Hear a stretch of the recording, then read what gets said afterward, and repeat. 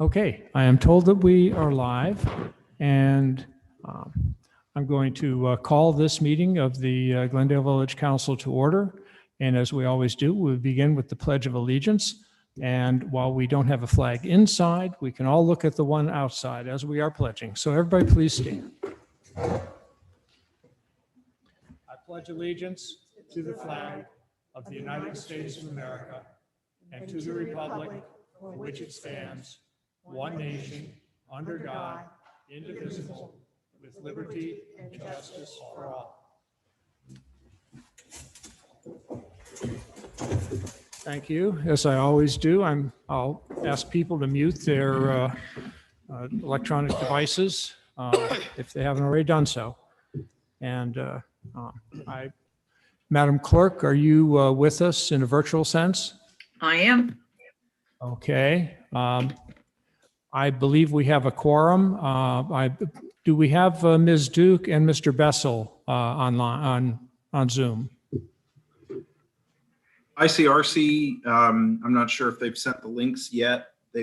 I did send them a message prior or at the end of planning to include Mr. Bessel and Miss Marilyn.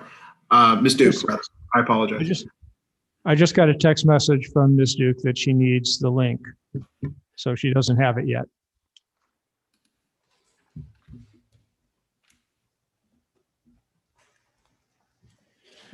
This will take us a little time. This is a hybrid meeting, Zoom and in person, so we have to have everyone. Mr. Bessel is having some technical difficulties outside of Zoom, so we're trying to get him to the meeting. I've just sent a message to Miss Duke to join the meeting, and then I'll promote her as a panelist. So, okay. Appreciate everyone's patience. We'll take a few minutes here. Remove all the cicadas.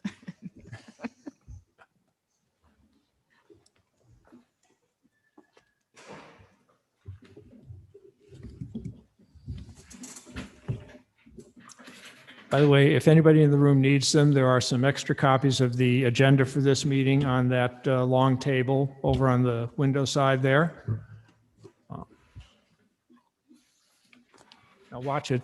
Some of them are for the Planning Commission and some of them are for the council, so.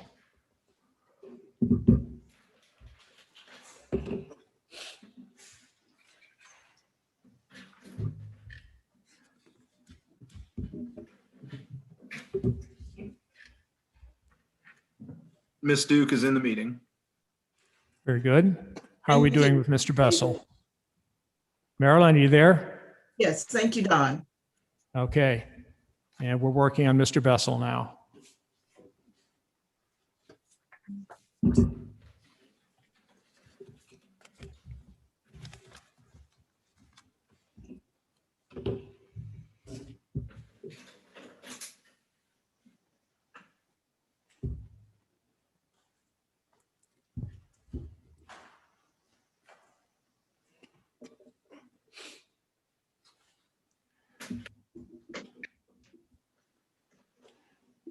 I believe we can start off anyway before we get down to the business of the meeting. And I believe we have a quorum. Madam Clerk, can you confirm that we have a quorum? Based on visual, I would say yes, we have a quorum. Okay. And there was an agenda circulated and no comments, so I will take that agenda as approved. I will turn to the minutes of the meeting, council meeting of May 3rd, and those have been circulated, comments made, they have been amended. Do I have a motion to accept those minutes as amended? So moved. Second. Any comments, further comments? All those in favor say aye. Aye. Aye. Opposed? Motion carried.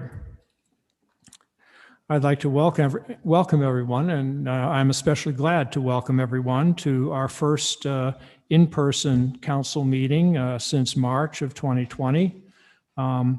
In addition to certainly allowing people to attend in person. We are also allowing them to participate by Zoom or as usual, watch the proceedings on YouTube.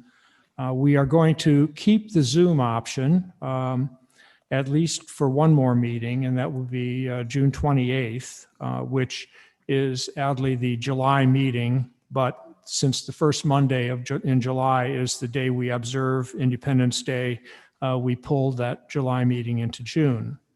Now, the authority for these Zoom or virtual meetings, in order where they can count for the purposes of voting, is going to expire on July 1st.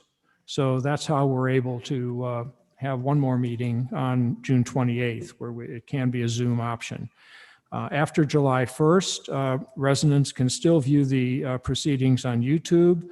A link will be provided in the newsletter, the Friday newsletter, and the website. I'm also going to say, and this is now flowing into the first item in the public presentations and comments section, I'm going to encourage all of our committees that hold meetings in June to hold them in a hybrid fashion so that people will have the option to attend in person or by Zoom. After July 1st, it's going to be in person.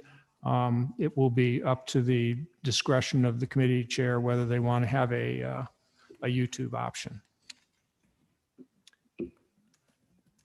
And let's see, we are still waiting on Mr. Bessel.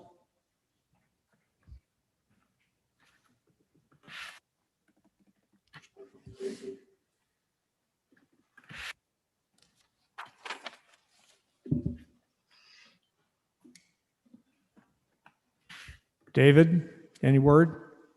I'm on the phone with Mike now, trying to get him into the meeting. 1 second, everyone. Okay.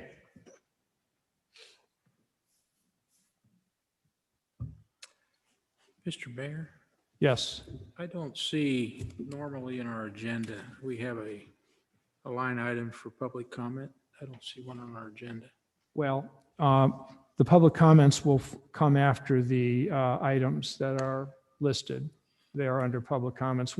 As we often do, we pull some matters into the public comments section, like the swearing, the appointment and swearing in of our volunteer firefighters. Okay, so it'd be right after that. Yep. Okay.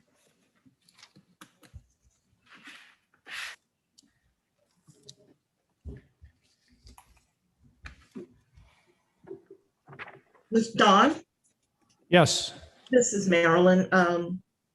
That also confused me because I understood we would have an ordinance or resolution take council action after the public presentation and comment, but not during. But nevertheless, that's a minor point right now. Maybe we want to look at this as we go forward. That's all. We could do that, but I do think we've done the firefighter appointments right in the beginning of the meeting because in many cases they have quite a number of family members present, and those family members are there for one purpose and one purpose only. So we tend to take them on early in the meeting and then move on. So Yes, that's not what I was saying, though. What I was saying is it's either before the public comment or after the public comment, but not a part of the public comment. Okay. And I that will have to check. was reserved for, the public comment section was reserved for public comment. But as I said earlier, this is not really a point of to spend time on right now. I appreciate the agenda. Okay.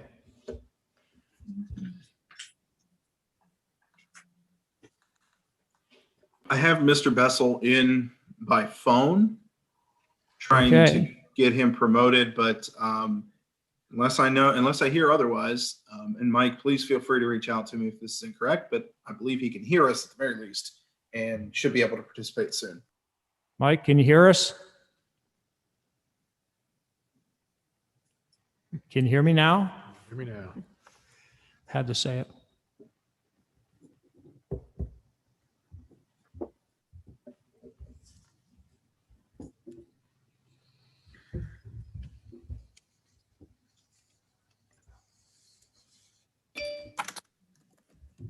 Is that you, Mike?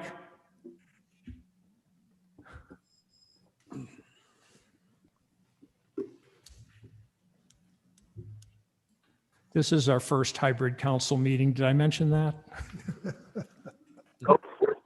Is that working now? It's working now, Mike. We can hear you. Okay. Okay, what a nightmare. Sorry, fellas and ladies. Okay, so we are now on the second item of our public presentation and comments agenda, which I am pleased to do, which is a recognition of the contributions of one of our residents to the beautification of our village. I should say that we in the village rely very heavily on our residents to help us with beautifying the village. They have each of the 4 garden clubs in the village, or is it 5, adopts different parks, different areas, and they take it upon themselves to care for those areas. And it really relieves a lot of the burden on our streets and public works people, but it also just makes the village so much more beautiful because these people do a terrific job. And a resident brought to my attention that she felt one particular volunteer had stood out recently, and that is Arlene Howeller, the wife of our Councilman Alan Howeller. And she has done a great deal of work over the years. I know at one point she painted a bench at one of our little, what we call a pocket park. And she's always around cleaning things up. And in this case, we had our volunteer day coming up, and she undertook to clean up, rake, and trim all along the village garden beds prior to the scouts spreading mulch for that volunteer day. There were several days in getting these beds ready, and they had to be ready for the mulching. Otherwise, the mulching wouldn't have really done much good. So she has really dedicated herself to keeping Glendale beautiful. She has stood out in this regard, and with her love of gardening, her willingness to give her time, talent, and positive energy, Arlene Howeller, we thank you for making Glendale more beautiful.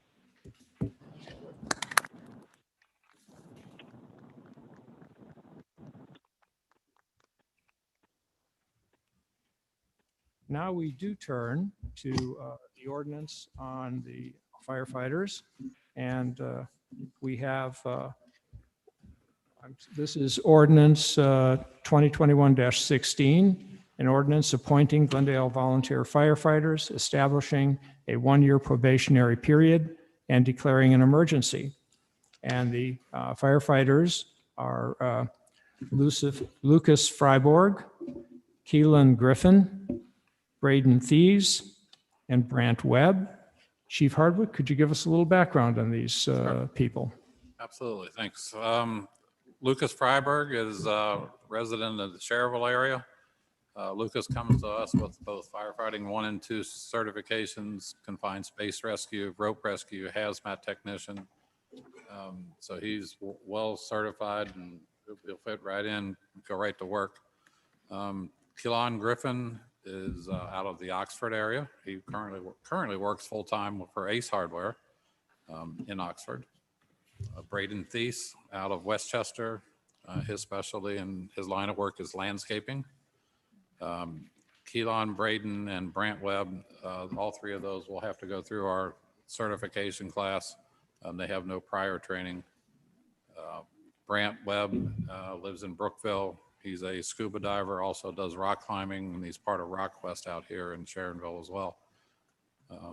We are starting a basic volunteer fire course on June 21st. So those three guys will be included into that training. So glad to get them. Thank you, Chief. Do I have a motion for this ordinance? So moved. Second. And motion to dispense with 3 reads? So moved. Second. Okay. Any further discussion? When will they be sworn in? I was just about to ask the chief that when we pass the ordinance. We'll get a We'll- time set up down. We're always able to schedule it. Are they yeah. here tonight? They're not here. Okay. Anything else? Okay, Madam Clerk, would you call the roll? To dispense with the 3 reads, Mr. Bessel, Aye. Mr. Hoeller, Aye. Ms. Duke,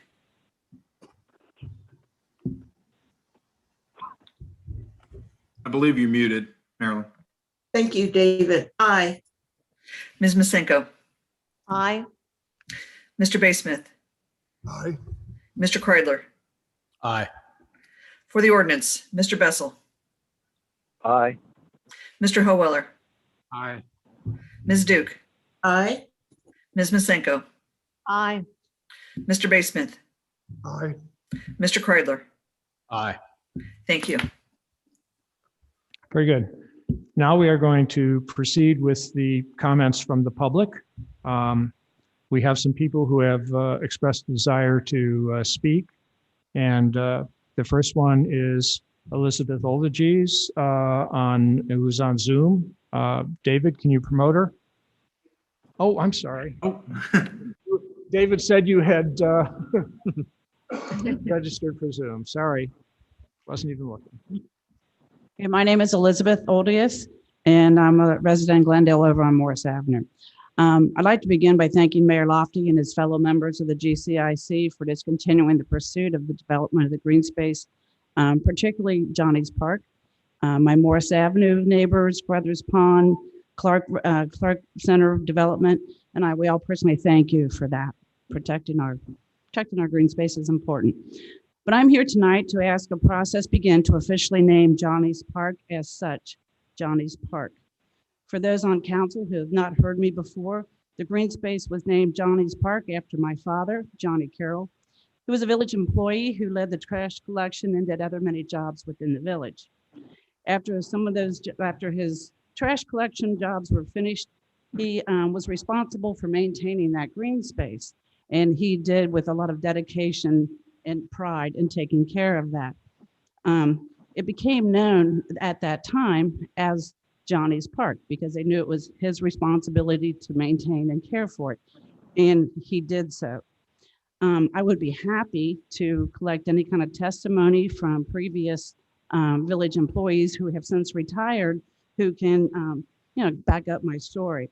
But I would be happy to provide the members of council, especially you, Mayor Lofty, of a bio of my dad, his background, so this isn't some just like fly-by-night story, along with pictures. One I'm particularly proud of is one where he is cleaning the gas lights. So it would be nice to see it be named after him today. So even though he died in May of 1987, the area has been known as Johnny's Park, and that's what I am requesting this become official and that a proper sign be put up on the property. Many of the people within the village are known for their philanthropic support of the village, but very few are known for their heart, sweat, and tears that have been put in to maintain the beauty of the village that we all enjoy as of today. I think dedicating this space in his honor would be a great tribute to him, but also to the other men and women who have supported the village over the years through hard work. I'm proposing that a sign and a historical marker be placed, letting the residents know that this is a public park for their use, and that the village maintains walking paths through the space that could be just minimal upkeep once we get this park clean and opened up.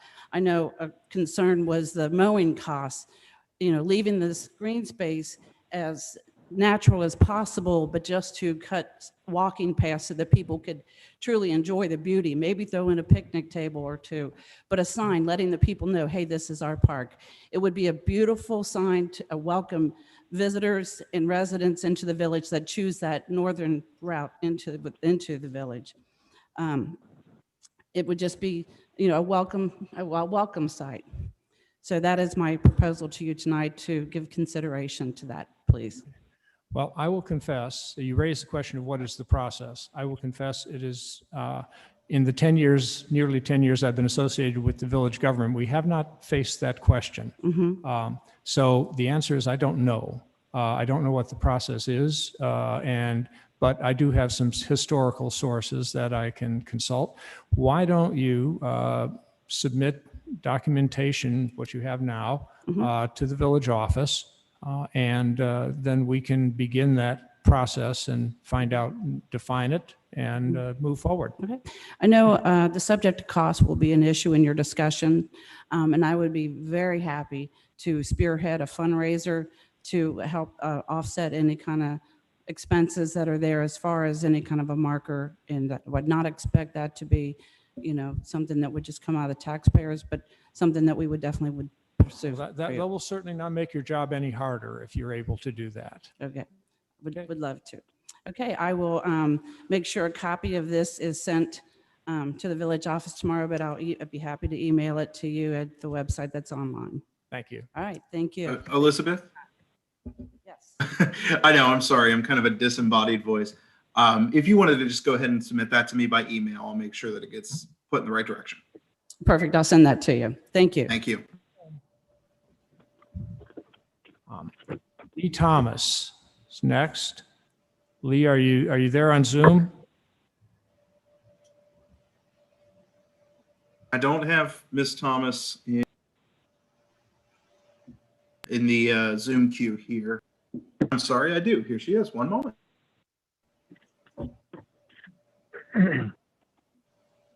Good evening. I, like Elizabeth, would like to congratulate the mayor and the council and the GCIC on their decision not to develop the area as we know as Johnny's Park, the 10-acre parcel of land at Glendale and Walnut Avenue. We at Save Our Green Spaces want to offer to volunteer to help the village work on making this park a piece of property that's usable and that the village residents can enjoy and be proud of. We would like the village administrator and the council to be aware of a few issues, though. First of all, there's poison ivy on that piece of property. And as you were all probably aware, there's an ordinance that says that any poison ivy in the village needs to be eradicated. So we would be looking to have that done. There are also trees that have been identified as potential having the emerald ash borer beetle, and those trees would need to be addressed. As we've requested in the past to council and to the GCIC, we would like to see some signage on that park so that the village residents know that it's a piece of property owned by the village, and some type of off-street parking, even if it's just gravel, so that there's a couple of places that residents can pull off those very narrow roads so that they can utilize that park. Especially now that we've all agreed that it is a park.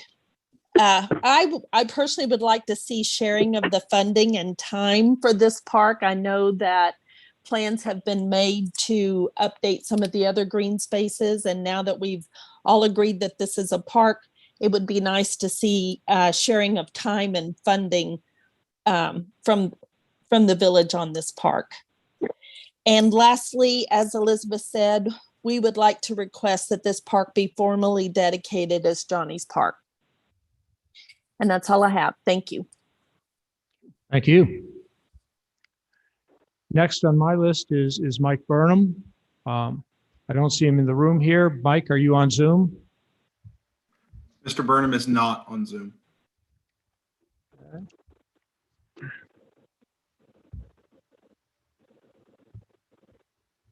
Next, we have Ron Vischer. I see Ron Vischer is in the room.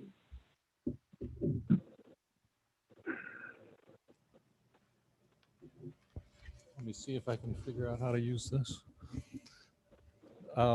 I'd like to follow up on a question that was asked of Village Council by a resident in one of the recent meetings. And the question had to do with the directions that council had given to the GCIC. And specifically, whether or not that one of those directions was for the GCIC to be pursuing things that were in contradiction to. Ron, could you speak into the microphone there so the people on Zoom can hear you? I'm sorry. One of the questions is had council given any instruction to the GCIC to pursue ideas that were inconsistent with the village plan of 2000? And so in that we never heard a response to that question, I did a little bit of research to try to see if I could understand it a little bit better myself, and looked at the village ordinance 2019-27 that created the Glendale Community Improvement Corporation to perform services, including the sale of property. Then I understand that the GCIC agreed that it would perform requested services outlined in Ohio Revised Code 1724.10B 1 through 3. And let me apologize. I originally had planned to present this in a format that would be visually usable, but because of the hybrid nature of the meeting, I can't use these slides. When I looked at the Ohio Code 1724.10, I noticed that it had a statement that requires any CIC services to be in accordance with any applicable planning or zoning regulations.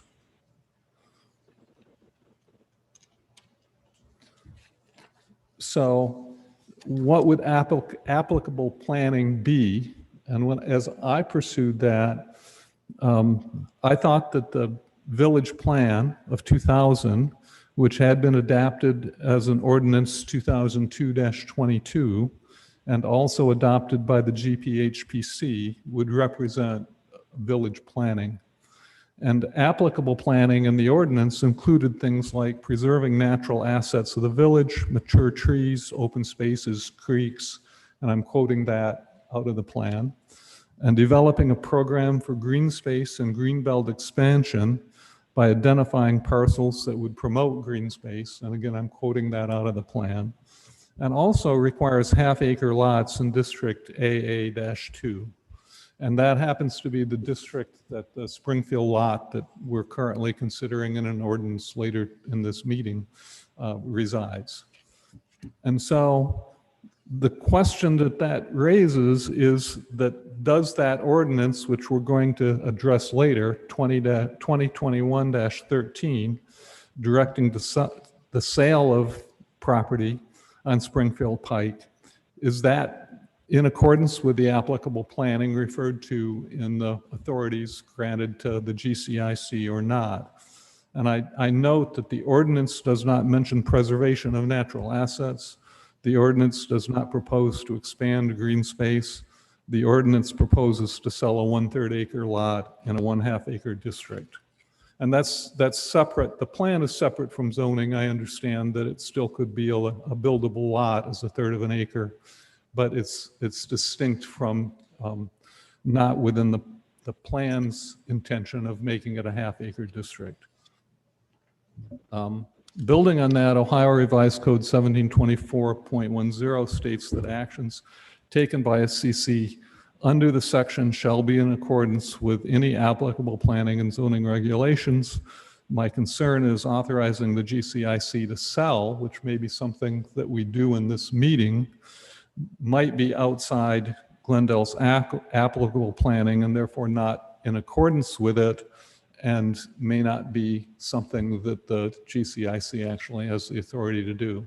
As I've mentioned at previous meetings, I'm not an attorney. I don't claim to be an attorney, but I think that understanding the relationship between the GCIC and the village plan is something that's important for the residents to know and to appreciate. I'm a big You have sponsor. about a minute. I'm a big sponsor of Glendale being a planned community. I take great pride in the plan of 1851, the plan of 1944, the plan of 2000, and in continuing to reside in a planned community. And I'd like to understand when the GCIC takes actions that don't appear to be in accordance with that plan, whether that's a legal activity or not. Thank you. Thank you. Next, Kevin Parrish. Mr. Parrish?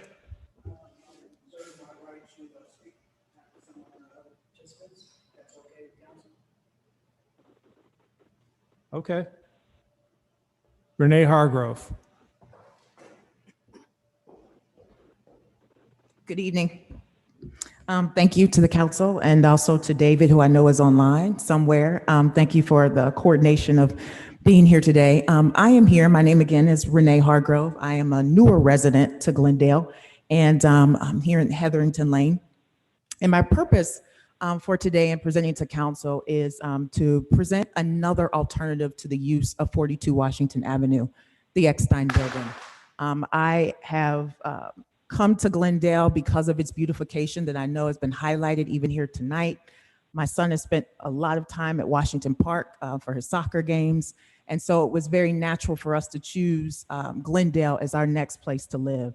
So over this first half of 2021, because of the pandemic, there was a lot of time for reading. And so I have read on Glendale and the historic roots that we have here.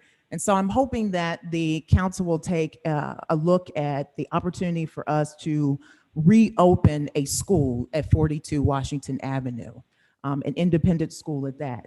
And while my 17 years residency, I call it in education, has been from pre-K, from cradle to career, including higher education, I have consulted with an independent study, an independent group called the Independent Student Performance Group that has helped me create and pull together an initial market evaluation of what it would look like to restore Eckstein back to a school. I have walked through that property 3 times. I have made a cash offer to the seller as well.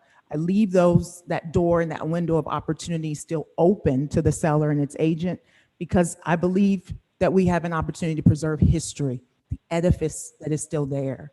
For the alums, you know, our generation of Glendalians that are here, who had parents that were actually a part of that school, who attended that school, we have an opportunity to preserve that building. Now, the inside will look very different, but the proposal is to maintain at least 75% plus of that building as is, so that we maintain that historical view, that mission revival style, but inside it will be a high technology school. One of the things I did have a chance to read was the village plan of 2000. It's been mentioned here and also in the last meeting, the preservation, the commission meeting, is that arts are very important here. Culture is very important. Education is very important in Glendale. And I'm offering the opportunity to have this arts integrated pre-K through 2nd grade model that allows for an independent school to be here, accredited, offer other residents, more residents with younger children to come into the village so that we can continue to grow this village as well as sustain it. It's got a beautiful legacy. I received a book just last night from Dr. Brewer and the GHP. Thank you if there's somebody from GHP is around for the wonderful book, as well as the directory, but I had a chance to read that and there was even more history was there. But I'm calling out the council to help us with this proposal, and I will continue to present. I do have the initial assessment, can present to you any excerpts from that, as well as the proposal for the capital campaign in order to restore the dream, is what we're calling that campaign. I have an advisory group that I've pulled together of some of the people in the Cincinnati area who have opened schools, retrofitted schools. I was a part of the leadership team and the group of the feasibility study that opened DePaul Crystal Ray High School in Cincinnati, Ohio, under the Sisters of Charity of Cincinnati. And so there is opportunity here to stimulate our economy with this school, to bring jobs to this school, to bring jobs into this community, and also preserve the Black history that is also here within that building. And so I'm just asking and proposing to you that whatever I present, that you would look at that, review that. I know there is opportunities for others, the seller, to actually present and what that looks like, but I also want you to know there is another opportunity to preserve. And so I ask that you would consider that and look at the information that is given and be open-minded to continuing the history, the legacy that was at Eckstein School, but in a more inclusive, relevant manner that is also indicative of what the vision of the village is today. So thank you. Thank you. Mr. Parrish?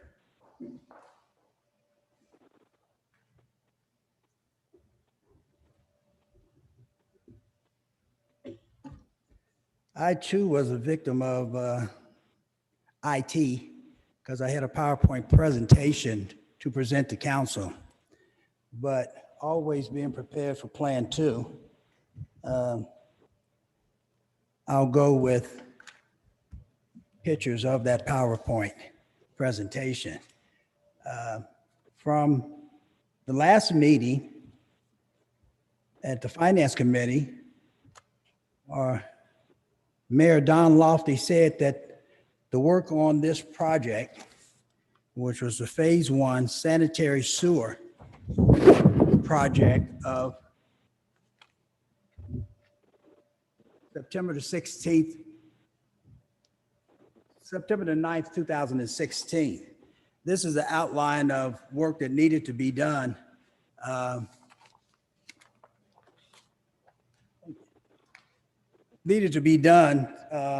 To address our sewer system. As you can notice in red, that's the only one that's marked in red, and that's on Cole Avenue, which is 200 feet from my house of Cole in Washington. The second picture. No, you can pass it. On the second picture here, you have Donnelly Company preparing to do the work. You can pass that to them too.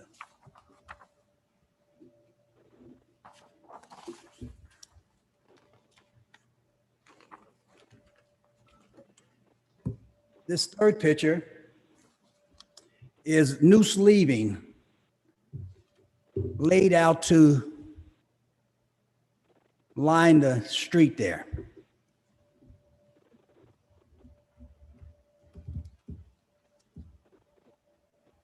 This picture here is an attempt to sleeve the existing line that is on Cole Avenue. You can pass that.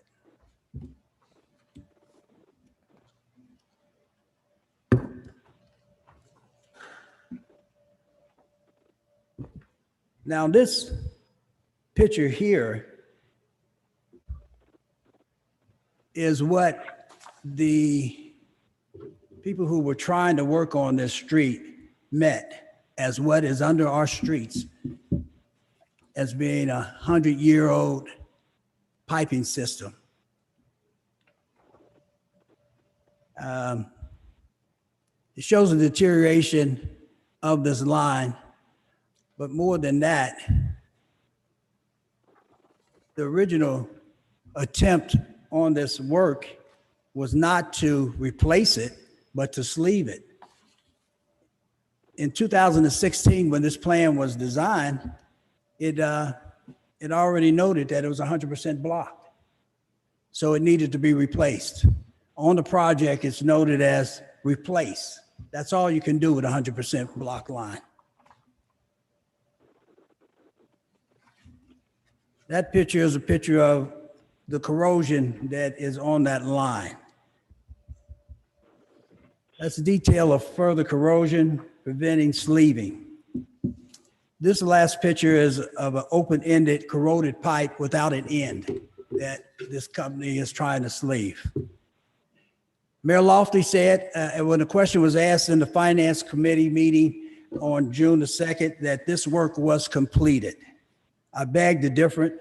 And right now we're in litigation because Glendale will not provide me with the public records documents that I have requested in September. And You have here about we a are minute. in June.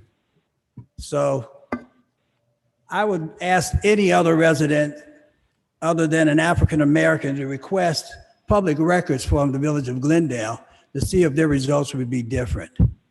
This is just an outward look at the racism that is here, that on a simple public records request, I have to take my community to court. Ridiculous. Thank you.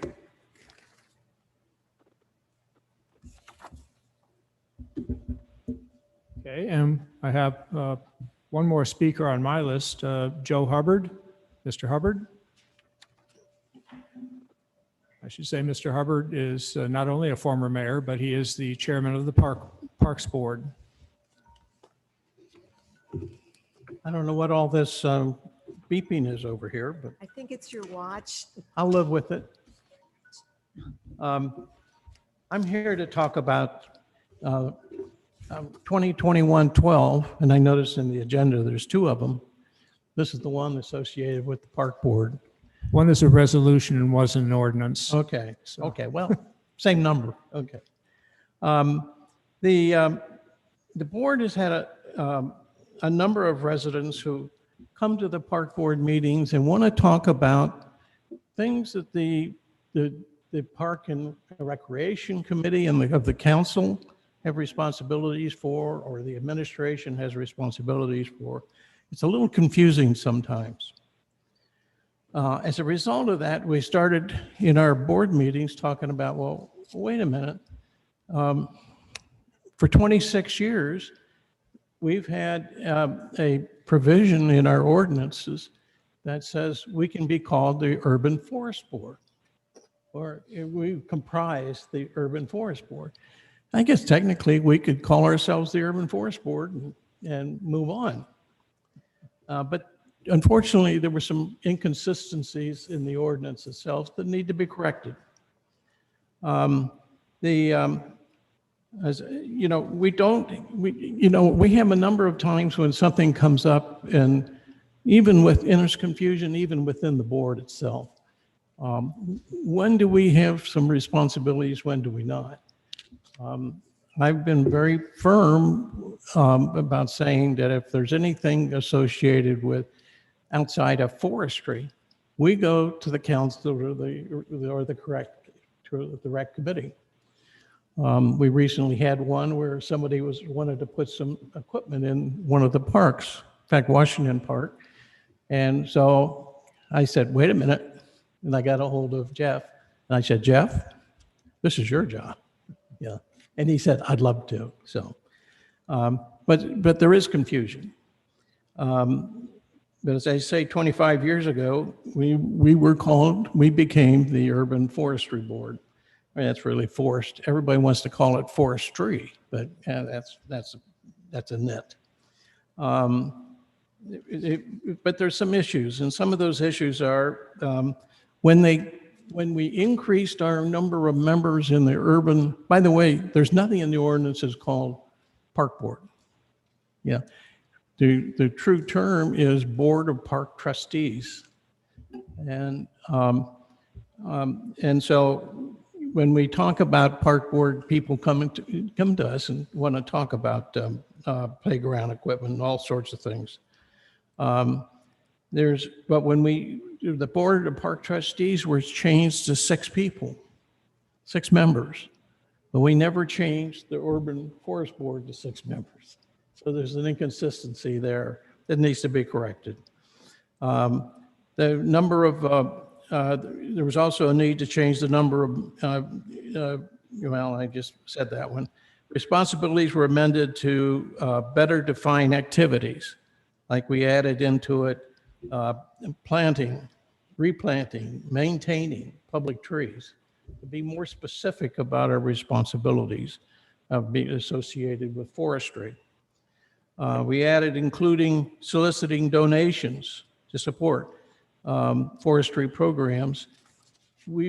we've been soliciting donations from the residents for at least 50 years.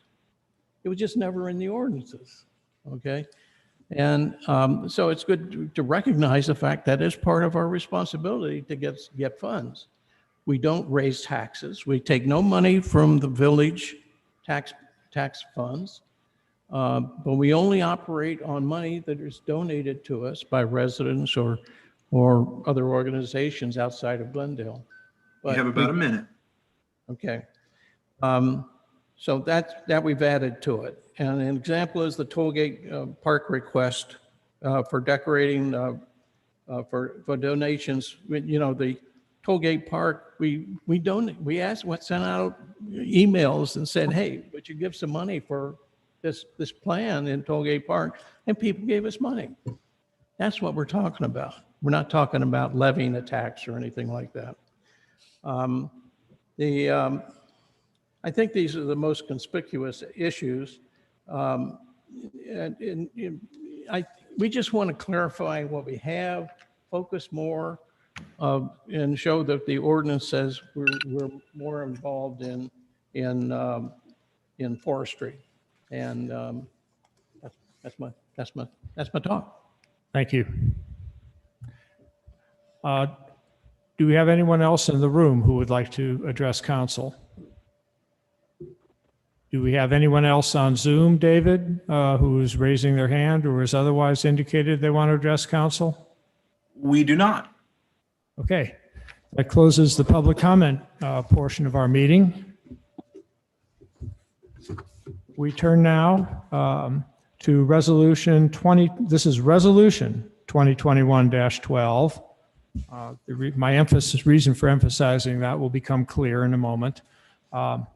This is a resolution in support of efforts by Anthony Brock and the Brock Foundation in cooperation with the Village of Glendale to develop and promote tennis and pickleball courts and related programs at Summit Park. Unfortunately, there was some holdover language from the last ordinance. This does not declare an emergency. The reason for that simply is that there is no need for emergency language here. Emergency language means that the action of council will go into effect immediately rather than waiting 30 days. In this case, the action of council is an expression of support for Mr. Brock and his mission of promoting tennis and pickleball courts. And that support is immediately apparent from the face of the document. We originally had emergency language in the resolution, and we deleted in the interest of simplicity. Hello? I can't hear what you're saying. I Is believe there that someone was trying to? Mike Bessel had some background. David? So this turned out to be more trouble than we expected, but I have to ask for a friendly amendment here of striking and declaring an emergency language from the title. Is there any objection to that? Do I have a motion to strike that language? So moved. So moved. This is Second. Marilyn, so moved. Okay. Any further discussion? Yes, Don, can you give a word or two as to why this why this resolution is coming back to council for action tonight? We had carried over some language from a previous ordinance. We do draft a resolution. We do draft our documents often using historical precedents as a template. And in this case, we did not change some of the template language. So it turned out to be, it was inappropriate language in the originally passed resolution. So now we are going to pass a new resolution that will not contain that problem.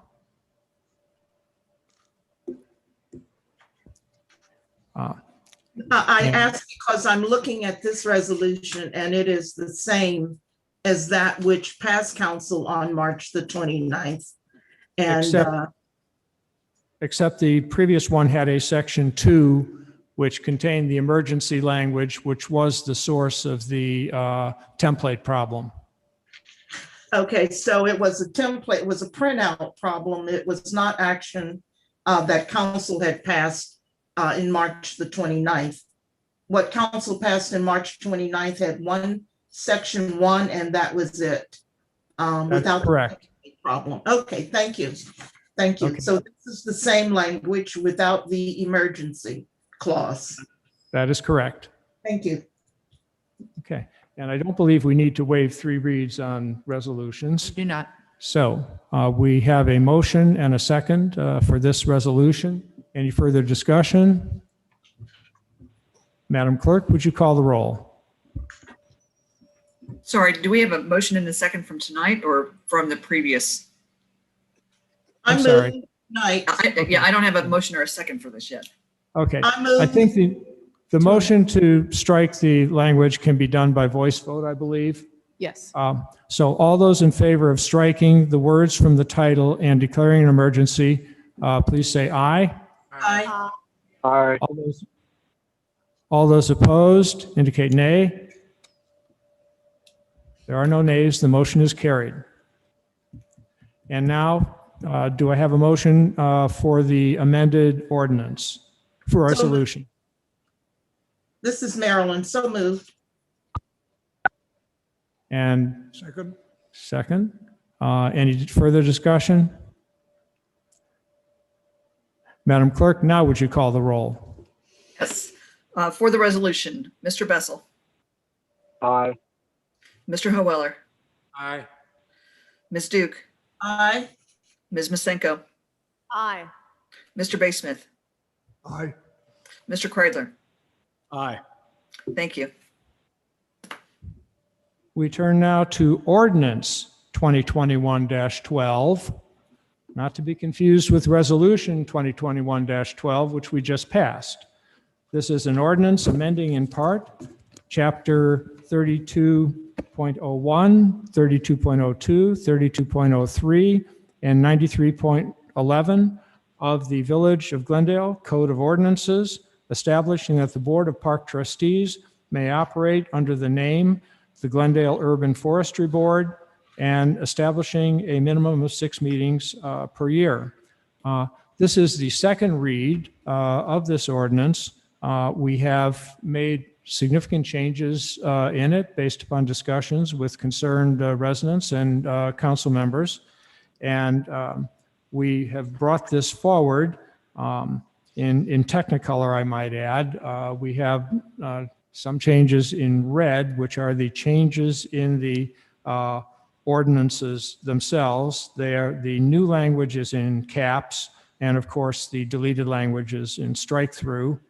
And then to, I hope, help, we have highlighted in yellow the new language and strike throughs from the previous version that council saw. With, let me just give one exception there. We did cut out a significant amount of language just for the sake of simplifying this. Hats off to Chairman Hubbard for helping us, really cut through to the ultimate goals here. So the thought here is that we have this ordinance, and it is a second read. My hope would be that if anyone has any concerns about it, that they would raise them now, because we would like this version to go into to be the one that we vote on for the third read at our next meeting. Can I, since I don't have a colored copy, is the name of the organization Glendale Urban Forestry? Forestry, okay. So then on this, on the 9311, the RY on forestry is highlighted. I guess that's highlighted as an ad. The actual organization in our ordinances is called the Board of Park Trustees. It is the one that we had, that is authorized by, under Ohio law.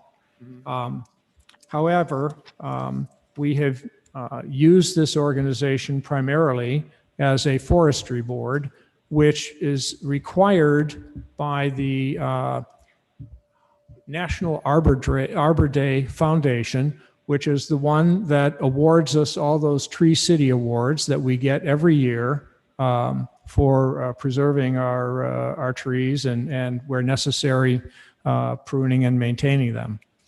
So we need both titles, but the legal one is the Board of Park Trustees. But we want this statute, this ordinance, to be clear that it can operate under the name of the Urban Forestry Board. Mr. Mayor, Yes. with this spirit of expediency, can we dispense with the third read tonight? If I have a motion to do that, I will entertain it. Okay. We have one pending now. I could make a second motion. I would move to dispense with the third read and just get on with this. Okay. Is there a second? Mayor, but prior to proceeding with that, I would recommend, similar to your prior, if there are amendments from the first read to this, to first do a voice vote to approve moving forward, with the second read being with these amendments, and then follow up with the third read Okay. vote. Mayor, I have one question. Yes. Section 1, letter A, consisting of 6 resident electors of the village, is that the same? Is there any change there, or is that how it's always? That's how it is currently in our ordinances. Okay. A few years ago, we did change that. We did up the number from 4 to 6. Okay, thank you. So I guess the only Mr. question, I'm sorry. The question I would ask is, have we made so many changes in this that we should go another read, or can we just vote on this now? I would like to see a clean copy before I vote on it. I mean, right now I got marked outs and probably have that cleaned up before Yeah. we make that choice, don't you think? I really don't believe Okay. it's that critical. All right. So if Nancy makes the motion, I'll second it, just to move on. So you should begin with the voice vote regarding proceeding with the reading with the amendments from the first read to this, similar to we did the amendment to the declaring an emergency on the prior.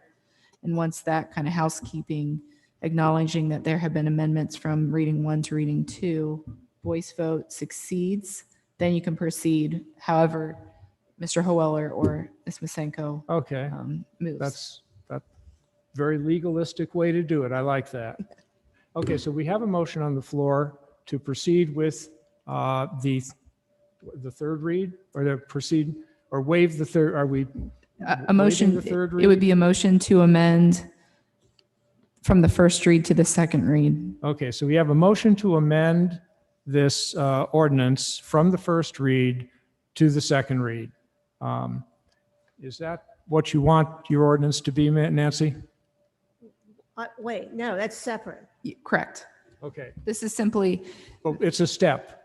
right, step to to do acknowledge the First, amendment. And then I'll. Right. Okay. Okay, so Yes. do I have a motion to amend the ordinance from the first read to the second read as we have now circulated it? Yes. So moved. moved. And second. Okay. Any discussion? we have Yes, this is Marilyn. Yes, Marilyn. Yes, I'd like to thank Joe Hubbard in particular, and also Ron Fisher for their diligence and work in simplifying this ordinance and addressing concerns that were expressed along the way. So I have no further concerns with it and anticipate voting for it once we have simplified the process.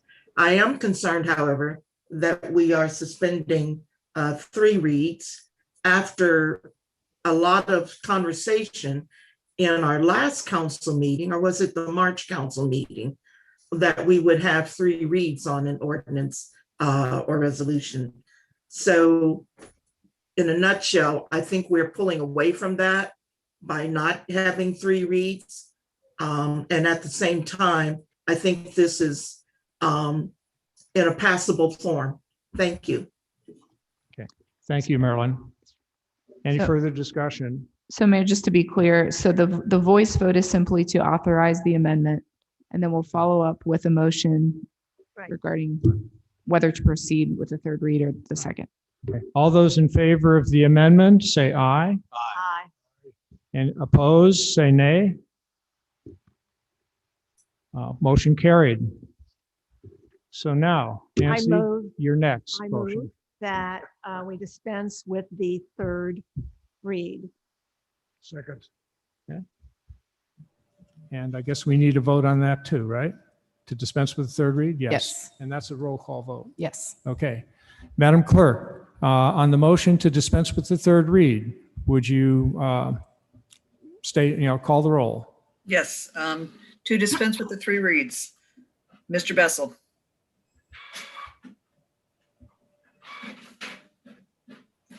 Mr. Bessel.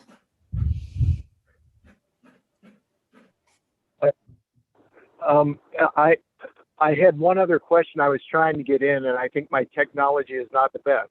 So, Don, I want to make sure, Mr. Mayor, I understand that Mr. Vischer had some very good points that he made a few meetings prior. And then also Mr. Hubbard made some very good points today. Did Mr. Hubbard have a chance to have his input into this into this existing writing, and is he satisfied with it as the head of the park board or board of park trustees? Yes, Mr. Hubbard participated in the discussions of this ordinance, and he has expressed satisfaction with the ordinance in its current form. Okay, that's fine. So in that case, I will vote to suspend the 3 reads. Aye. Madam Mr. Clerk? Howeller. Aye. Ms. Duke. No, Ms. Masenko. Aye. Mr. Baysmith. Aye. Mr. Kreidler. Aye. Thank you. There are 5 votes aye and 1 no, and the motion to dispense with the third read is carried. I should point out that even though we're dispensing with the third read, this is not an emergency ordinance, so it will not go into effect until 30 days after it is enacted. So now we come to the vote on the ordinance itself. And I believe we have the amended ordinance, so we are ready to vote on it. Motion is amended. Yes. Madam Clerk, would you call the roll to vote on the ordinance? For ordinance 2021-12 as amended, Mr. Bessel. Aye. Mr. Howeller. Aye. Ms. Duke. aye. Ms. Masenko. Aye. Mr. Baysmith. Aye. Mr. Kreidler. Aye. Thank you. Okay, motion carried. Next, we come to ordinance 2021-13, an ordinance directing the Glendale Community Improvement Corporation to sell a certain vacant property lot, transferring said property to the Glendale Community Improvement Corporation, and reimbursing the Village of Glendale for past expenses. This is the third read of this ordinance. So it is on the table for final passage at this point. We don't need another motion, right? No, just you can proceed with the substantive. Okay, approval of them. so discussion of this ordinance.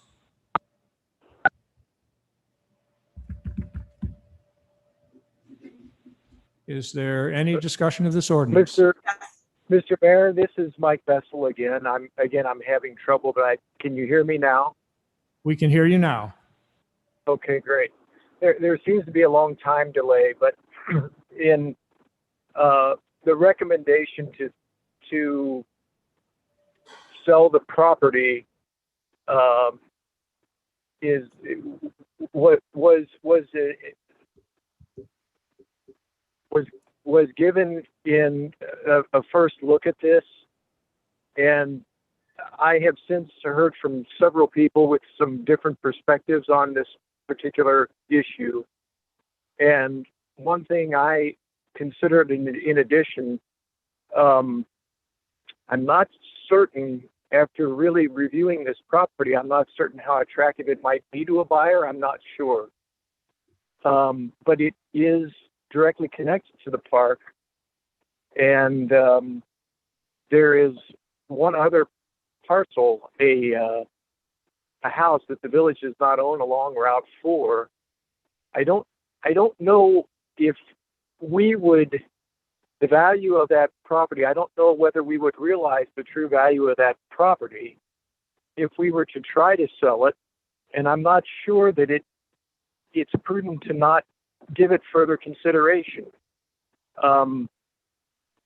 I can't, I think it's hard to determine what price it might bring and what value there might be if we were to dispose of it.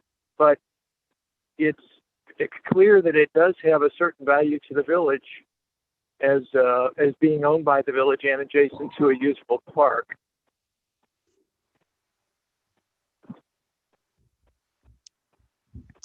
Any further discussion? Yes, Mr. Mayor, this is Marilyn. And I have put forth requests for information on and an opinion on grandfathering and how the property is currently zoned or may be used, which leaves me uneasy, inconclusive, that is.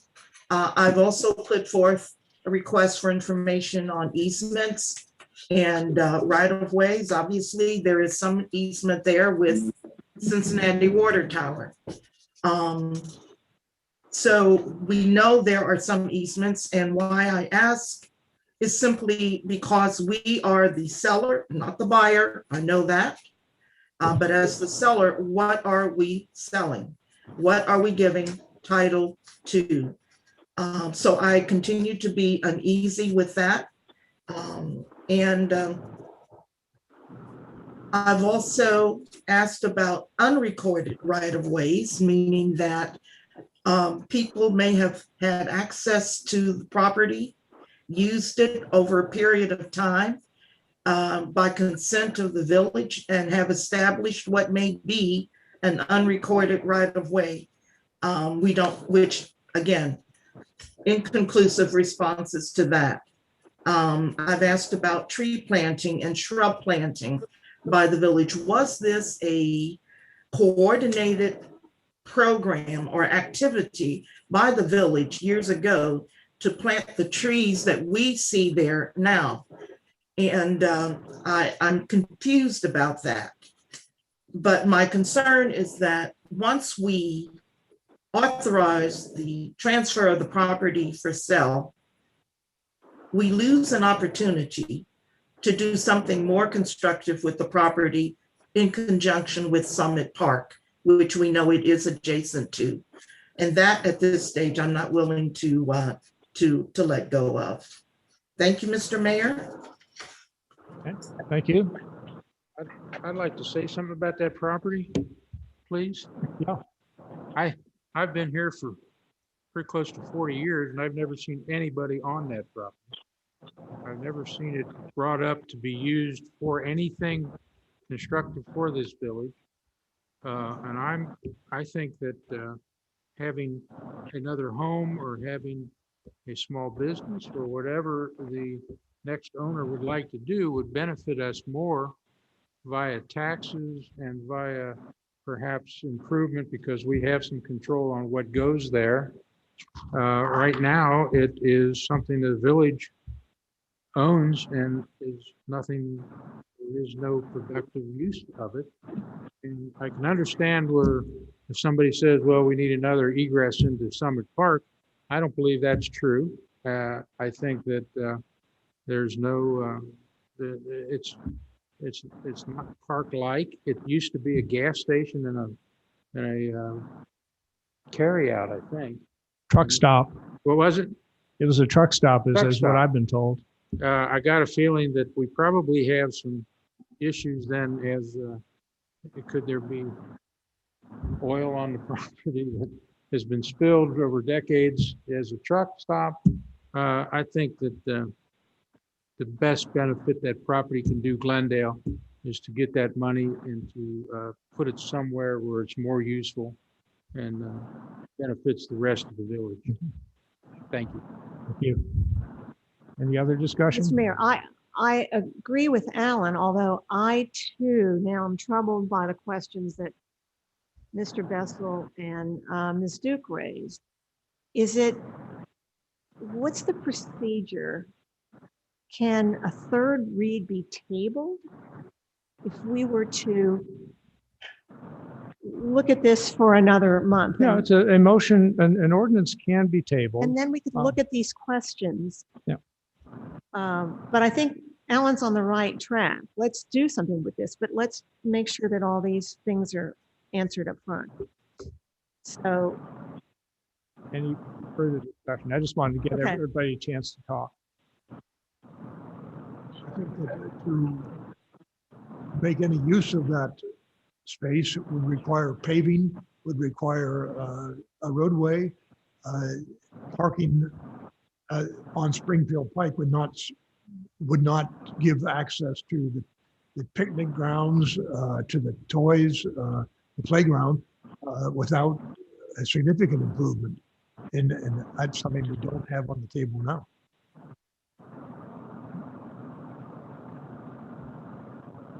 Okay, do I have a motion to, I'm sorry, was there a question? Mr. Fisher wants us. Really, I can't, I'm sorry, but I can't let people talk after the public comment has closed. I suppose if council would like by a vote, but Would you like me to respond to the one concern? I can respond during the one concern with the statutory language. Is Yeah. that okay, I can't allow people to talk after the public comment period is over. It's okay. What can you add, Kathy? Mr. Vischer had some questions? If any of those you want to follow up answer to, I'm happy to do that, or otherwise we can proceed without doing so.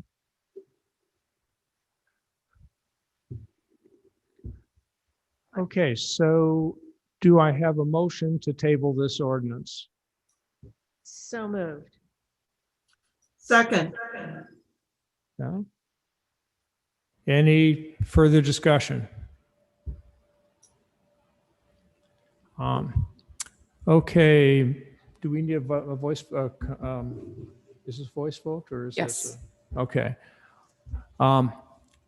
I am good, just to I sense this is going to be a close vote. So Madam Clerk, would you call the roll on this anyway? I just want to make sure with a Zoom combination Zoom and in person that we don't miscount, because then we'd have to be audited again and who knows what would happen.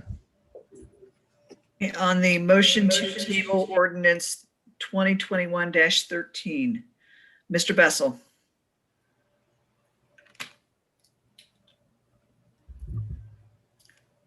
Mr. Bessel,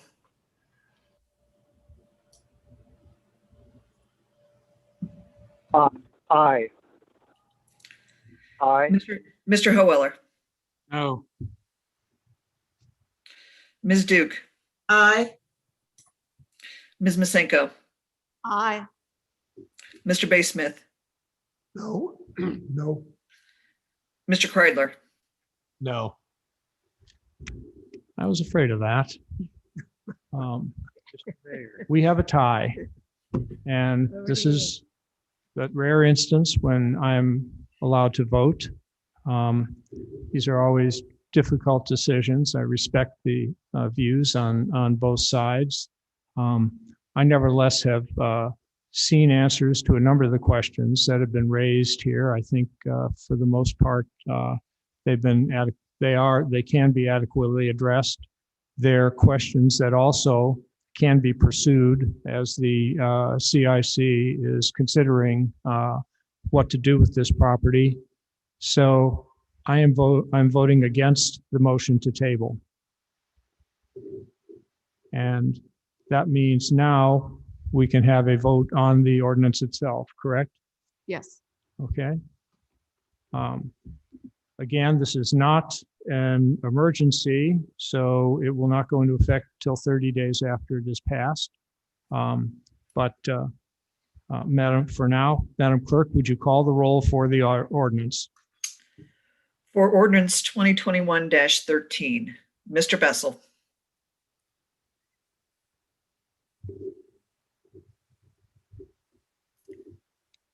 Mr. Bessel.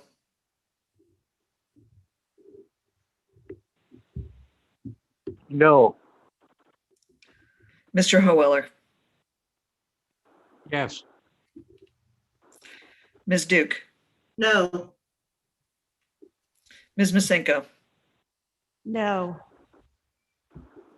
Mr. Baysmith. Aye. Mr. Kreidler. Aye. And again, we have a tie. And for the reasons that I've stated, I am casting my vote in favor of the ordinance. So it passes by a vote of 4-3.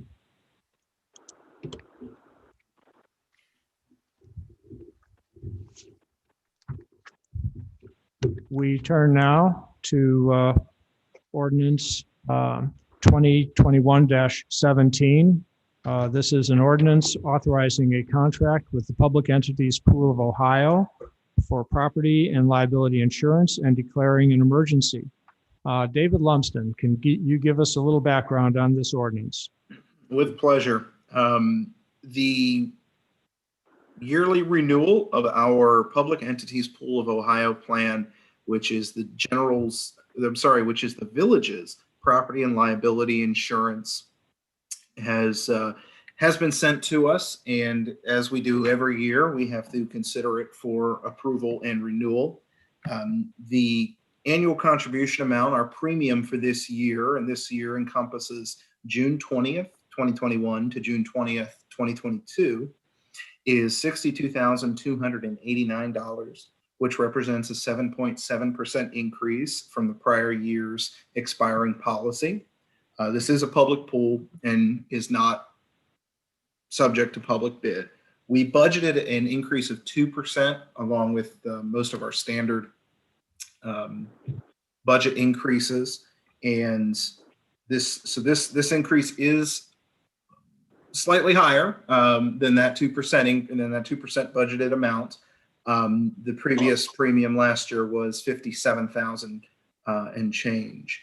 So with that, there is a higher increased cost. However, we've filed 6 claims with PEP in 2020 and 2021 so far, and council is familiar with a number of them. Most recently, the fire truck repair after the pump froze and cracked, which I will go into a little bit further on later in the meeting. And we found them to be very responsive and very helpful in making sure that the village is made whole in those circumstances. Thank you, David. Do I have a motion for this ordinance? So moved. Second. And do I have a motion to dispense with 3 reads? So moved. Second. Okay. Any discussion? Yes, Mr. Mayor, I was wondering if, this is Marilyn, I was wondering if David could share with us the aggregate dollar amount of the claims that have been paid to us, the money that we've received as a result of claims filed under this policy in the past year or 2 or 3 years, concurrent with the number of, with the time frame in which you say we filed 7 claims, that I hear you say? We filed 6 in the years 2020 and 2021 to date. These claims have been paid out to, let me find the exact number here. I did the math earlier and I think I ended up misplacing the number, but we're looking at, there was about $26,000 for the fire truck repair. There was about a $10,000 repair to our water treatment plant following storm surge and the damage to a service pump. We also had a number of traffic accidents that were covered. So while I don't have the exact figure in front of me, tens of thousands of dollars has been paid out to the village through our various claims in 2020 and 2021. Thank you, Would you David. say that dollar amount is under $100,000 or over? Just, do you recall? For 2020 and 2021, I would say under $100,000. Okay. Mr. Mayor, I've got a question for David. The impact, what's the impact of this on the budget that was approved? Well, like I said, the increased budget was at 2%. However, as council will see as we move further along here, other insurance renewals have come in at 0% when they were previously budgeted at 7%. So I don't anticipate a budget impact that is going to turn the tide of where our budget is headed for this year, which is that we're planning on ending with a slight surplus at the end of the year due to recent personnel changes. So we have built-in padding in our budget this year to take on this increase. I'll try. I'm driving. David, this is Alan. Yes. Is this something that we are required to do, or is it something that? Oh, well, the village is required to carry insurance, obviously. However, we have two options available to us. Due to our size, there are two state pool options that best meet our needs. This being one of them, the Public Entities Pool of Ohio. The other is known as the Ohio Plan. Back in 2015, the village moved to the Public Entities Pool.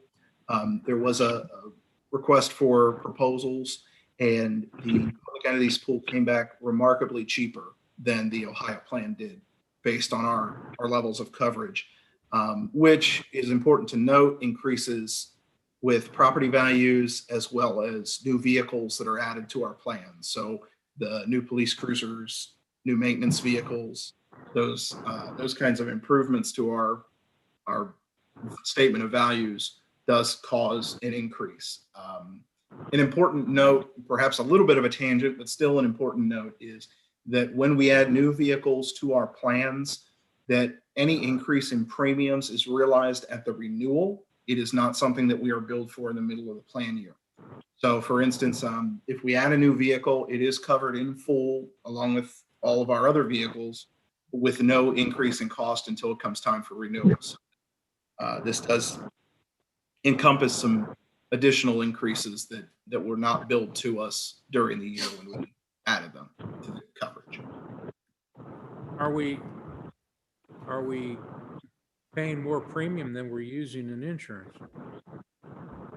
Based on 2020 and 2021, yes. However, it's not uncommon, unfortunately, with the cost of insurance, especially recently. However, as I said, based on our size, really the Ohio Plan and PEP are the only two options available to us, and the PEP plan is better suited for our needs based on the 2015 RFP. Seven, almost 8% increase is ridiculous when we didn't claim any increase over what we normally do. I kind of question the Ohio state of Ohio for doing this, and I'm just curious if we wouldn't be better to self-insure ourselves. I can say with a fair amount of certainty that the cost of self-insurance would be substantially higher than what we would be able to receive through the pool. I don't agree with that, but that's okay. Mr. Mayor? Yes. Marilyn here.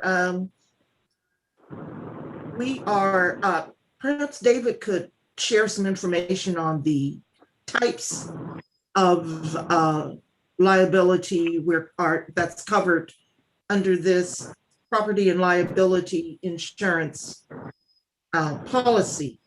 As I understand it, there are several, it's more than just property and liability. Is this also our fidelity bond coverage? And do we have technology, or what's it called, cyber? Sure. That's a good question. What's in the declaration page with this policy? That's a very good question. The PEP insurance is incredibly comprehensive. It covers vehicles, public buildings, employees.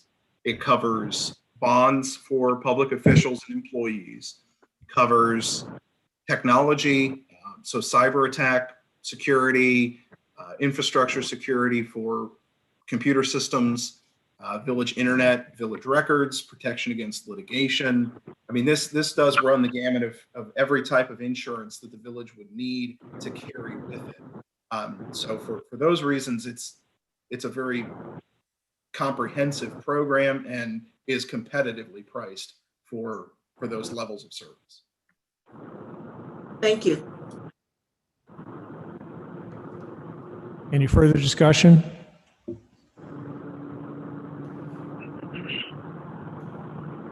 I believe we have a motion on the table and a motion to dispense with 3 reads. Yes, we do. Okay, so Madam Clerk, would you call the roll? Ordinance 2021-17 to dispense with the 3 reads. Mr. Bessel, Aye. Mr. Howeller, Aye. Ms. Duke, Ms. Duke, Aye.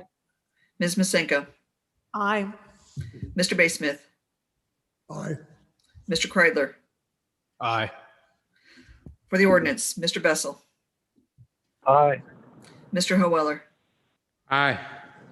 Ms. Duke, Aye. Ms. Masenko, Aye. Mr. Baysmith, Aye. Mr. Kreidler. Aye. Thank you. Thank you. We turn to ordinance 2021-18, an ordinance authorizing the administrator to renew health insurance with the Center for Local Government Benefits Pool, said program a public insurance pool not subject to public bid, and declaring an emergency. Mr. Lumsden, can you give us some background here? Absolutely. I will step back slightly too, that 18, 19, 20, and 21 all encompass the usual suite of renewals for this time of the year. 2021, 28, I'm sorry, let me start over. 2020, 21, 18 is the renewal of the village's health insurance for employees through the Center for Local Government Benefits Pool. This pool has been, as we know, over the past few years, been renewing at an average rate of about 5 to 6% year over year. This year, we budgeted an increase of 7%, and with recent premium pricing, has actually realized an increase of 0% for all employees and for the village. So this will cover us through the plan year August 1 through July 31. We are not changing the available plan options. We're going to maintain those, and due to the increase made forth in the budget and the actual increase of 0%, we firmly believe this will absolutely be covered by previously appropriated funds. Thank you. Do I have a motion for this ordinance? So moved. So, Second. And do I have a motion to dispense with 3 reads? So moved. so moved. Second. And is there any discussion of this ordinance? Fantastic news. Yes. I was going to say there better not be any opposition. That's all I got to say. With that, Madam Clerk, would you call the roll? Ordinance 2021-18 to dispense with the 3 reads. Mr. Bessel, Aye. Mr. Howeller, Aye. Ms. Duke, Ms. Duke, I'm sorry. Aye. Ms. Masenko, Aye. Mr. Baysmith, Aye. Mr. Kreidler. Aye. For the ordinance, Mr. Bessel, Aye. Mr. Howeller, Aye. Ms. Duke, Aye. Ms. Masenko, Aye. Mr. Baysmith, Aye. Mr. Kreidler. Aye. Thank you. Turning now to ordinance 2021-19. I note the need for a friendly amendment here in the second line of the title.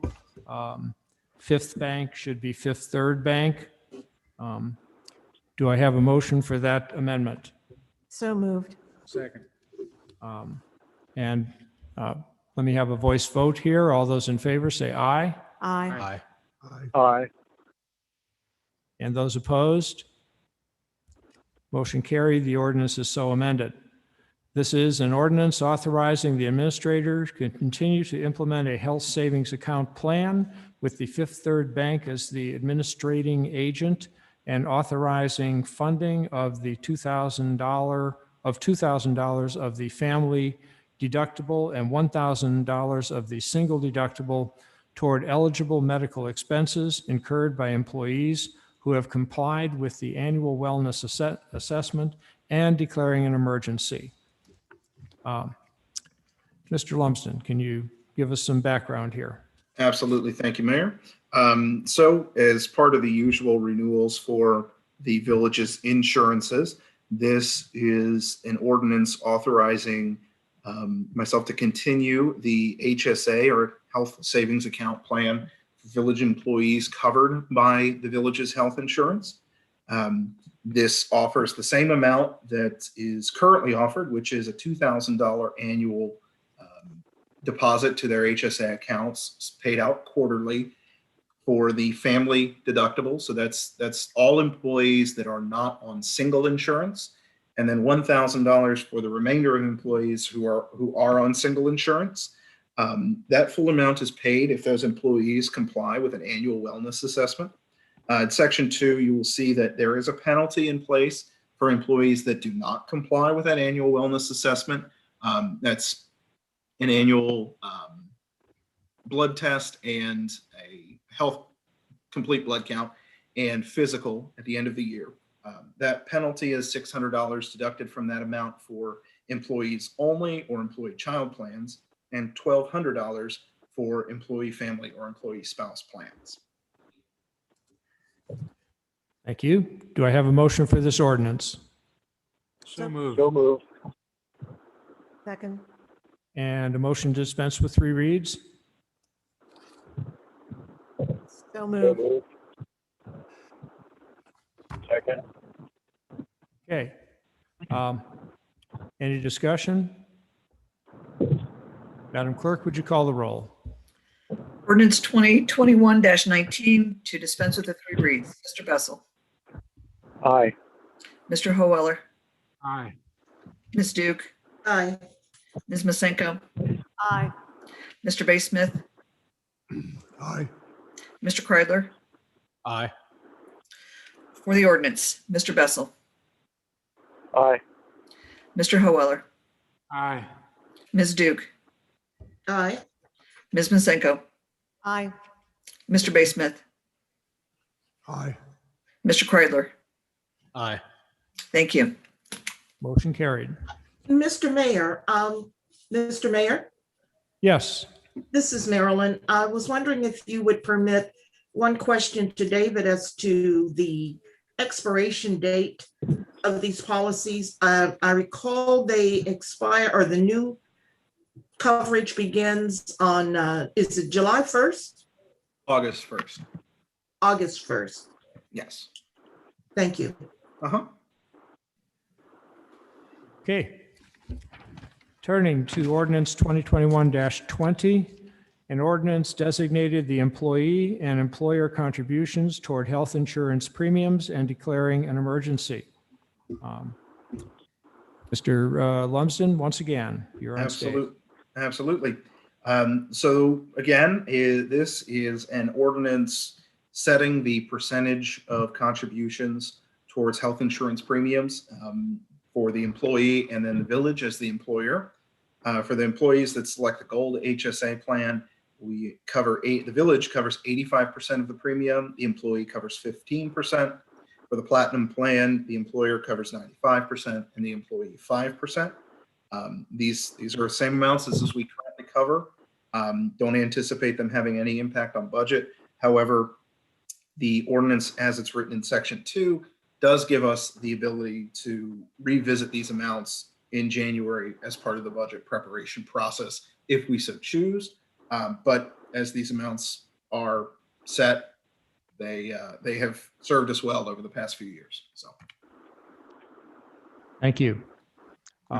Motion for the ordinance So moved. Second. and motion to dispense with 3 reads. So moved. Second. Thank you. Any discussion? Madam Clerk, please call the roll. For ordinance 2021-20 to dispense with the 3 reads, Mr. Bessel, Aye. Mr. Hoeweller, Aye. Ms. Duke, Aye. Ms. Masenko, Aye. Mr. Basemith, Aye. Mr. Kreidler. Aye. For the ordinance, Mr. Bessel, Aye. Mr. Hoeweller, Aye. Ms. Duke, Aye. Ms. Masenko, Aye. Mr. Basemith, Aye. Mr. Kreidler. Aye. Thank you. Thank you. Next, ordinance 2021-21. An ordinance authorizing the administrator to renew dental insurance with Dental Care Plus for all eligible full-time and those part-time employees provided for by ordinance and declaring an emergency. Mr. Lumsden, once again. Absolutely. So this renewal is another 0% increase. If council remembers back last year, there was a 3% increase. The renewal with Dental Care Plus was a 3% increase in the first year and a 0% in the second year. So we are in the second year of that. It's 0%. So the plan time period matches the coverage time matches the health insurance, and the rates are unchanged. And that about covers the dental insurance renewal. Thank you. Do I have a motion for the ordinance? So moved. Second. And a motion to dispense with 3 reads? So moved. Second. Second. Okay, any discussion? Madam Clerk? For ordinance 2021-21 to dispense with the 3 reads, Mr. Bessel, Aye. Mr. Hoeweller, Aye. Ms. Duke, Aye. Ms. Masenko, Aye. Mr. Basemith, Aye. Mr. Kreidler. Aye. For the ordinance, Mr. Bessel, Aye. Mr. Hoeweller, Aye. Ms. Duke, Aye. Ms. Masenko, Aye. Mr. Basemith, Aye. Mr. Kreidler. Aye. Thank you. Next, ordinance 2021-22. An ordinance authorizing the amendment of the name of the 2017 MRF Sharon Avenue Bridge Project Fund, a capital improvement fund, to the Hamilton County Municipal Road Fund Grant Program Fund, and increasing estimated revenue for 2021 and declaring an emergency. I should note that just as the last few ordinances concerned insurance, the next 3 ordinances are going to concern the project of the paving of Sharon Road. David, can you give us just a real quick overview on this one? Absolutely, with pleasure, Mayor. This is a bit of a housekeeping measure. The village has a capital improvement fund established. That's Fund 402. That was established in 2017 to account for the receipt of the MRF grant for the Sharon Avenue Bridge replacement. So in order to alleviate the concern of having several different smaller funds for one purpose, because all of this money is received for approved projects and falls under one type of use, which is the municipal road fund from Hamilton County. This ordinance proposes renaming that fund to the more general Hamilton County Municipal Road Fund Grant Program Fund, which is, I know the word fund appears a lot there, but there's no better way to phrase it, as well as setting the estimated appropriation or amending the estimated appropriations to reflect the $150,000 that the village is planning on receiving from Hamilton County for the repaving of Sharon Avenue, as we discussed previously. Thank you.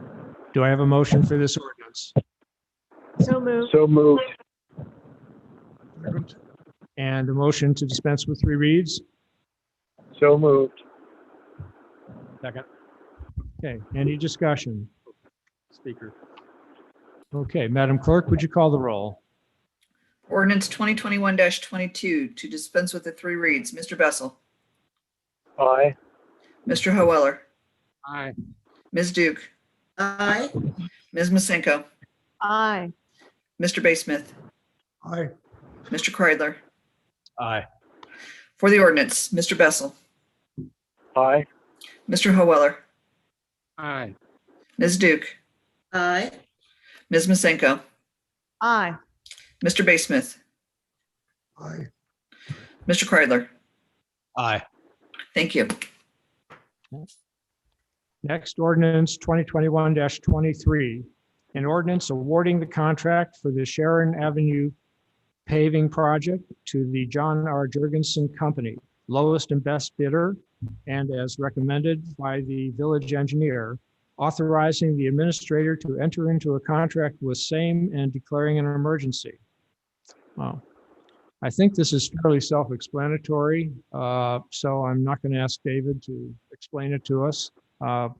People are certainly free to ask questions, but this is basically, it's awarding the bid. So do I have a motion for this ordinance? So moved. Second. And a motion to dispense with 3 reads? So moved. So moved. I should note that these are truly legitimate emergencies, truly legitimate cases where we need to waive the 3 reads because we want to get this project going. We spent a lot of time looking at it in committees that were open to the public. So this is just, we need to move ahead on this one. Is there any discussion or questions about this ordinance? No question about the ordinance. Just a question about the time frame. It is time sensitive, as I understand it, whereby council needs to act on this bid, or else the bid lapses. Is that correct? It is. Thank you. Okay. Any other questions or discussion? Madam Clerk? Ordinance 2021-23 to dispense with the 3 reads. Mr. Bessel, Aye. Mr. Hoeller, Aye. Ms. Duke, Aye.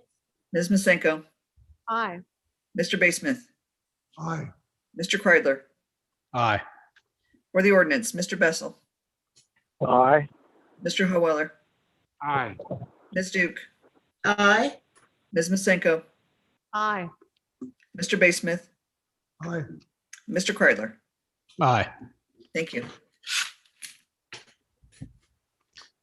Okay, we turn to ordinance 2021-24, an ordinance amending the appropriations of the general fund, Hamilton County Municipal Road Fund, and Village Plan and General Improvement Fund. I'm going to ask for a friendly amendment on this ordinance to add and declaring an emergency in the title.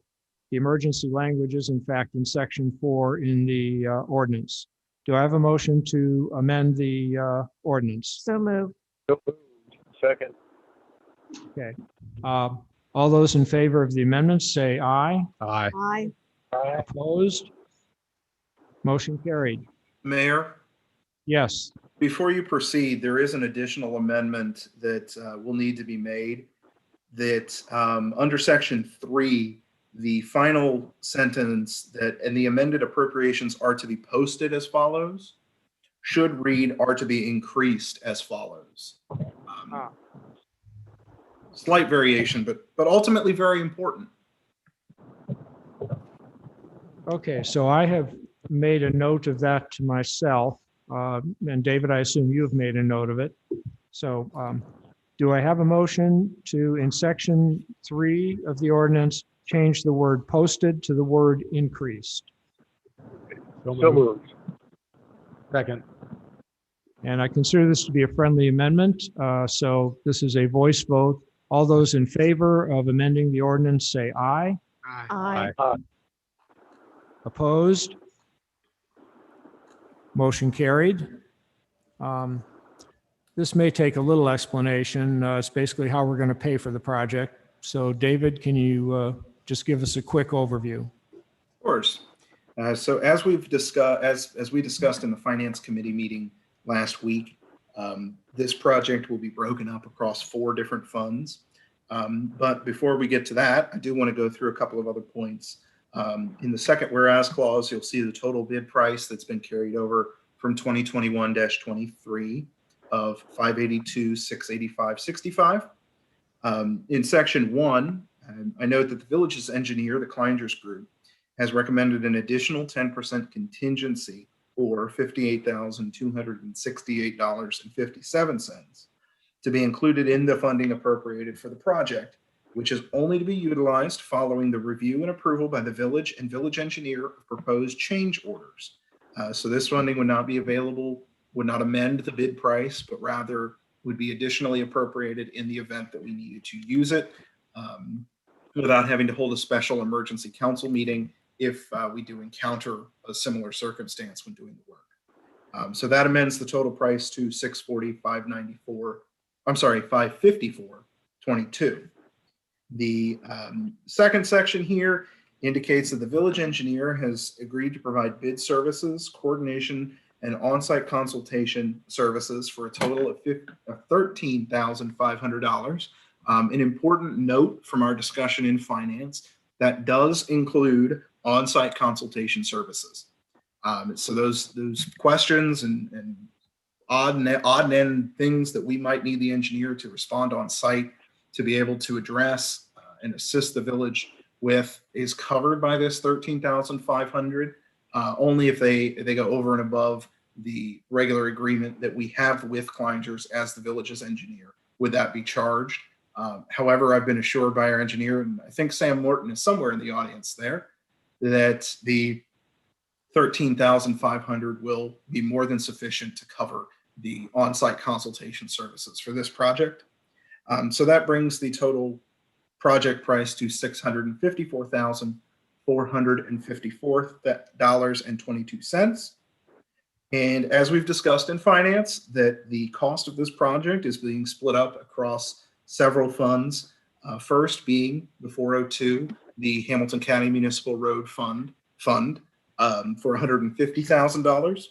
101-602-2551, which is the general fund for account for street maintenance and repair for $235,000 rather, $239.22. 101-602-2349 for other professional fees. That is the $13,500 for professional services. And then 404-602-2551 is the VPGI contribution towards the project, totaling $255,715 for the total amended appropriations of $654,454.22. Thank you, David. Do I have a motion for the ordinance? So moved. Second. And a motion to dispense with 3 reads? So moved. Second. Second. Okay. Any discussion? Yes. Just when we discussed this at the finance meeting, I believe that the bid had a end date or a done by date on it. Should that not be in this ordinance?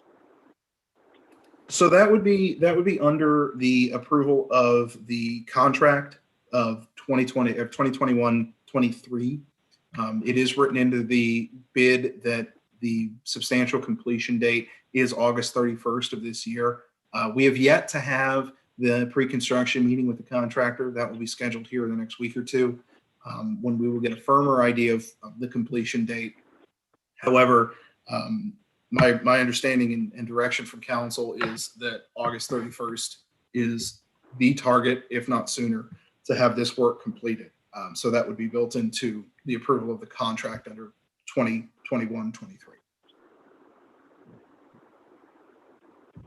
So it's not on the ordinance. No, it's not explicitly printed in the ordinance, but it would appear in the contract documents. Do we? The- Should we not mention it in the ordinance? This is an expectation. This isn't just amending the appropriations as required for audit purposes. That doesn't require it. It could certainly be in there, but it's not required for this to be sufficient. Well, will council get to see the contract before it's signed? Well, I can take that. The passage of 2021-23 authorizes myself as the administrator to award and sign the contract on behalf of the village. The contract would have built into it the estimated, or substantial rather, completion date of August 31st, 2021. So those and the penalty is not complete. Yes, there is a $760 a day damages fee for unexcused overrun on the project. Of course, there are details built in for things like out of circumstances out of our control and out of the contractor's control, such as weather. But you have my assurance that we'll make sure that the contractor is held to task to complete the work by the time they've agreed to in the contract that we will sign. Thank you. Any further discussion? Madam Clerk? Ordinance 2021-24 to dispense with the three reads. Mr. Bessel, Aye. Mr. Howeller, Aye. Ms. Duke, Aye. Ms. Masenko, Aye. Mr. Basemith, Aye. Mr. Kreidler. Aye. For the ordinance, Mr. Bessel, Aye. Mr. Howeller, Aye. Ms. Duke, Aye. Ms. Masenko, Aye. Mr. Basemith, Aye. Mr. Kreidler. Aye. Thank you. Mr. Mayor, Yes. it might be worthwhile because it happens so seldom, to mention how much less this bid was than we anticipated. Okay, well, as long as the contractor isn't listening in, this came in well under what we had expected to pay. Not that we wanted to pay it, but we had, out of prudence, put in a much higher number, almost double what we're getting this contract for now. This is due to some, we are told, reductions in the cost of asphalt, among other things. Oddly enough, a petroleum product is actually going down in price from when we made our original estimates. So this is a big win for the village. And it's not only is it a big win financially, but it's even a bigger win in that we're going to get Sharon Road paved, finally finished, with a new water main underneath it. So we're all looking forward to that. Jeff, is that okay? Yeah. Okay. Thank you. Okay. Ordinance 2021-25, an ordinance authorizing the creation of the Glendale Family Fund Department as part of the community fund and increasing estimated revenues and appropriations for 2021. David, can you just give us some background here? Certainly, and Chief Walsh, I might tag you in here to cover some of those more specific details, but from a fiduciary perspective, the Village Police Department, Village Glendale Police Department, has for years operated what was known as the Needy Family Fund. Was a fund of donations and both monetary and items towards two of its larger projects, which were the back to school drive, and holiday toy drive. And so those projects are well known in the village and have proved to be very successful to village residents in need, especially during two of the most demanding parts of the year, especially for families with children. So in an effort to bring that fund more to the forefront of the village's efforts generally, while still keeping the police department's involvement, we're proposing the creation of the Glendale Family Fund Department, which is more wordsmithing, but is part of the community fund. There was some discussion as to creating a separate fund for the village to encapsulate these revenues and expenditures. However, for audit purposes, funneling it under the community fund is a neater solution and provides less opportunity for perhaps, let's say, undue scrutiny when we are audited. So this will be an opportunity for us to maintain the same purchasing process that we do for all village funds and all village purchases and expenditures. However, it does give the ability for folks to donate directly to the village, receive a receipt of that donation for tax deductible purposes, as well as gives a very easy way to report and maintain and account for finances towards those charitable goals of the Glendale Police Department and the fund itself. Thank you, David. Do I have a motion for this ordinance? So moved. Second. Second. And a motion to dispense with 3 reads? So moved. Second. Yeah, I note this is not an emergency ordinance, David. Is that intentional? It is intentional. This is a housekeeping measure, but is not one that requires it to go into effect immediately following passage. So this would be passed without the emergency language, meaning it would become effective if passed this evening with 30 days after the meeting date tonight. Okay. Discussion, Mr. Mayor? Yes. A couple of things. One, there is emergency language in the agenda accompanying this ordinance. I was wondering if that is intentional or inconsistent with what's in the packet. That is a Scrivener's error. I apologize for that. The ordinance was updated, but it was not removed from the agenda. My more substantive question, not that that wasn't, but my more substantive question is whether expenditures under this fund, if it were established in the community fund,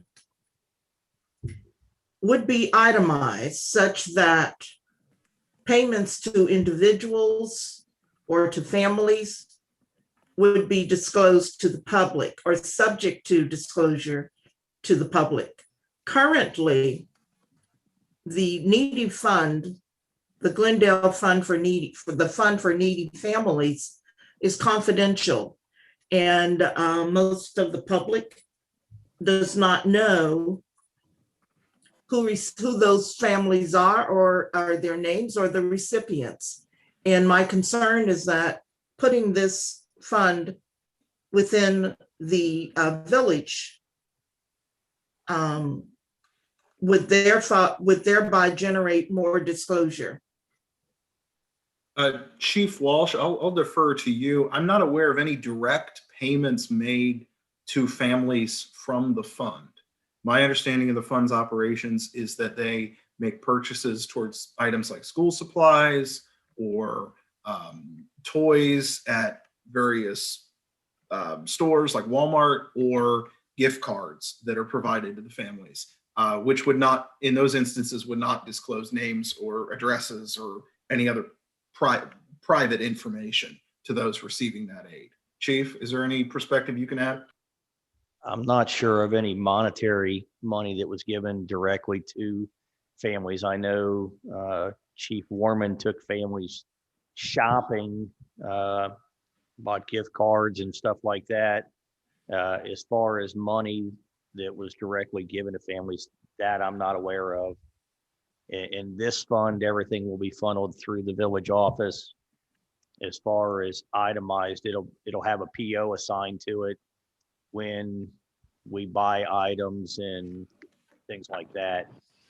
So to flesh that out a little bit and continue Chief Walsh's example, when families are taken shopping, the itemized, what would appear in the village's books for that trip would be, for instance, let's say they go to Walmart and use the fund to fund purchases, would appear as the vendor would appear as Walmart.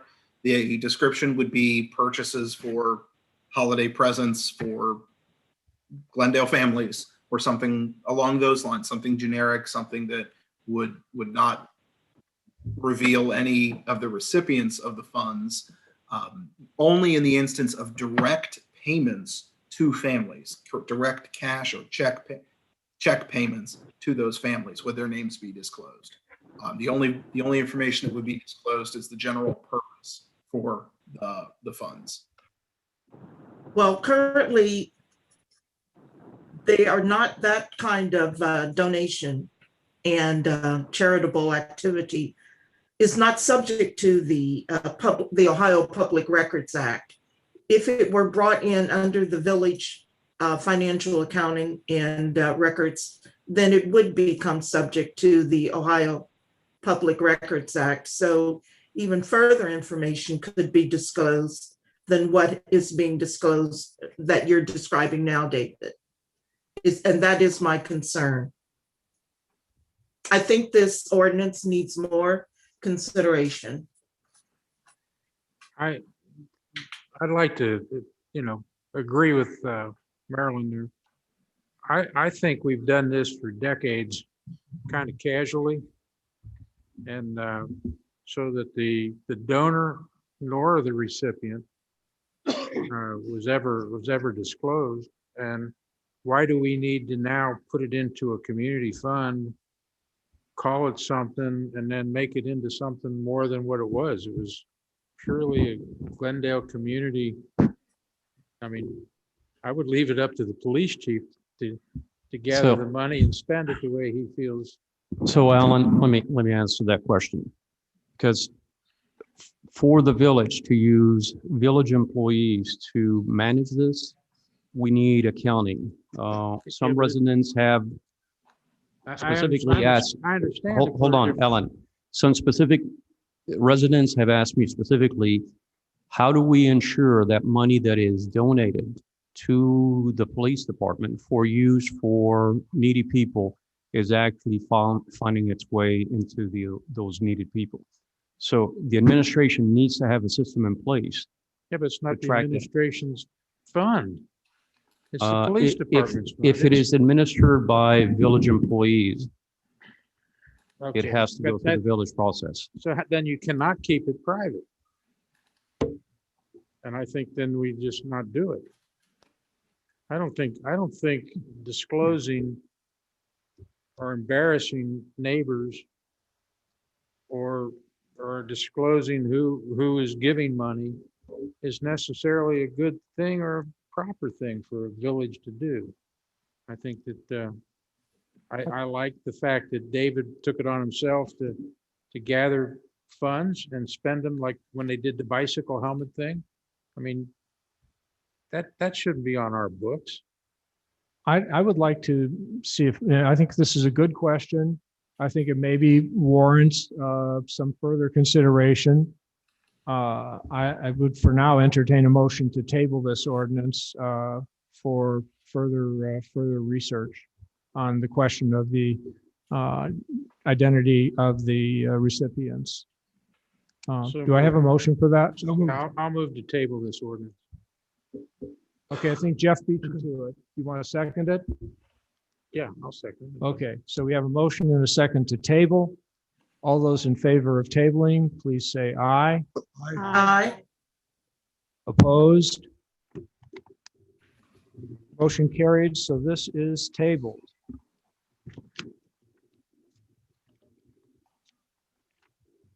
I have one more matter that is not an ordinance, and I apologize for that, but it kind of came together quickly. and that is the program This is Glendale. I'm hoping the relatively small amount of money involved will compensate for the short notice. But in any event, the program This is Glendale was very popular among our residents. And then with the pandemic, we did not feel it was feasible to bring people together, even for interviews or other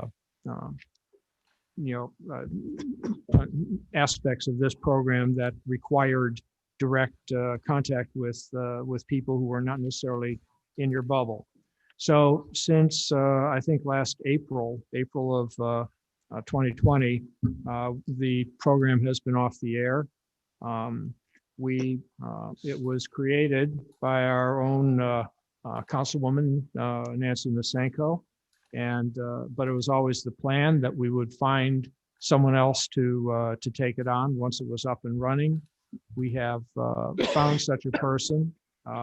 He's a resident of our village, and he is a professional video producer. He is willing to take on the job at a cost far below his usual rates. That's why I'm not naming his name at this point publicly. But anyway, it would work out to $500 a month, which would be each episode for about $20 an hour. This is an unbudgeted expense. We didn't expect it, but I think it's going to be a very fortunate thing for the village to have a true professional running this program and creating the content. Still, and you know, I want to be clear that I want to be a good steward of public funds, and so all I'm really requesting is the authority to spend $1,000 for 2 months, July and August, of the programs, and let's see what this fellow can do, and see if it's something that the village likes a lot more than the other version. And then at that point, council can decide whether it wants to sign up for the rest of the year, which would be another $2,500. And then, of course, during the budget process for the 2022 budget, the program would then go to $6,000 a year if we decide to do that. So right now, I'm looking for a pilot project just to see what can be done here. Do I have a voice vote to authorize the spending of $1,000 for the 2 months of this program? So moved. Second? Oh, I thought you said voice vote. Okay, I've got a motion and a second. Okay. Is there any further discussion? Yes, Don, I may have missed it, but roughly how much has been spent by the village on This is Glendale thus far or annually? How much has it cost the village? I can answer that. Please do, Nancy. $125. Seriously. Annual- That was the cost to purchase the microphones. There was no charge. It was all volunteer. Thank you.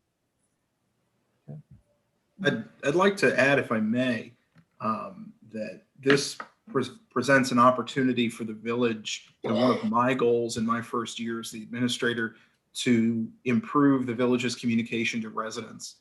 The This is Glendale format offers a lot of flexibility, but also it offers the ability to put out long form style messages where folks can look deeply into various things going on in the community.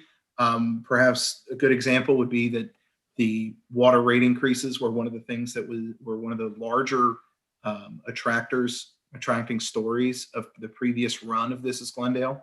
So this poses an opportunity for the village to really improve how it puts out messages to residents and does so virtually, which is a good place to meet folks, especially now when everyone's looking for information online. Thank you, David. Any further discussion? Only one other point, and I'm not sure you said it before, that the programs before were averaging 1,400 views a month, which when you consider the number of households we have, that's saturation. So it's a program that's viewed. And so that. I don't know, Nancy, but there's 2,200 residents in the village, so we've still got room to grow. That's true, but at least we're getting them the door. And it's controlled on our Glendale website, or is it Facebook too, or what's the platform? It will be YouTube and ICRC and the website. But it's a link. We have the link on our Yes. website, so they can click right onto it. And the link is also in the Friday newsletter for that at that time. So this would be July and August. This would be a 2-month Correct. trial, 500 per month. Correct. That's a maximum. We were actually looking at it's average $20 an hour. So it might be less than that, but there are ramp up costs. So it's certainly not going to be more than that. Nobody's volunteered like you had to. I know. Have a Smart. motion. I'm sorry, is there any further discussion? Have a motion and a second. Madam Clerk, since this is money, would you call the roll? Mr. Bessel.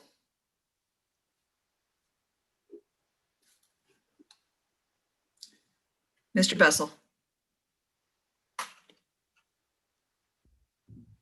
Come Give back Mike to one. him. Yeah, I can come back. Okay. Mr. Howeller. Aye. Ms. Duke.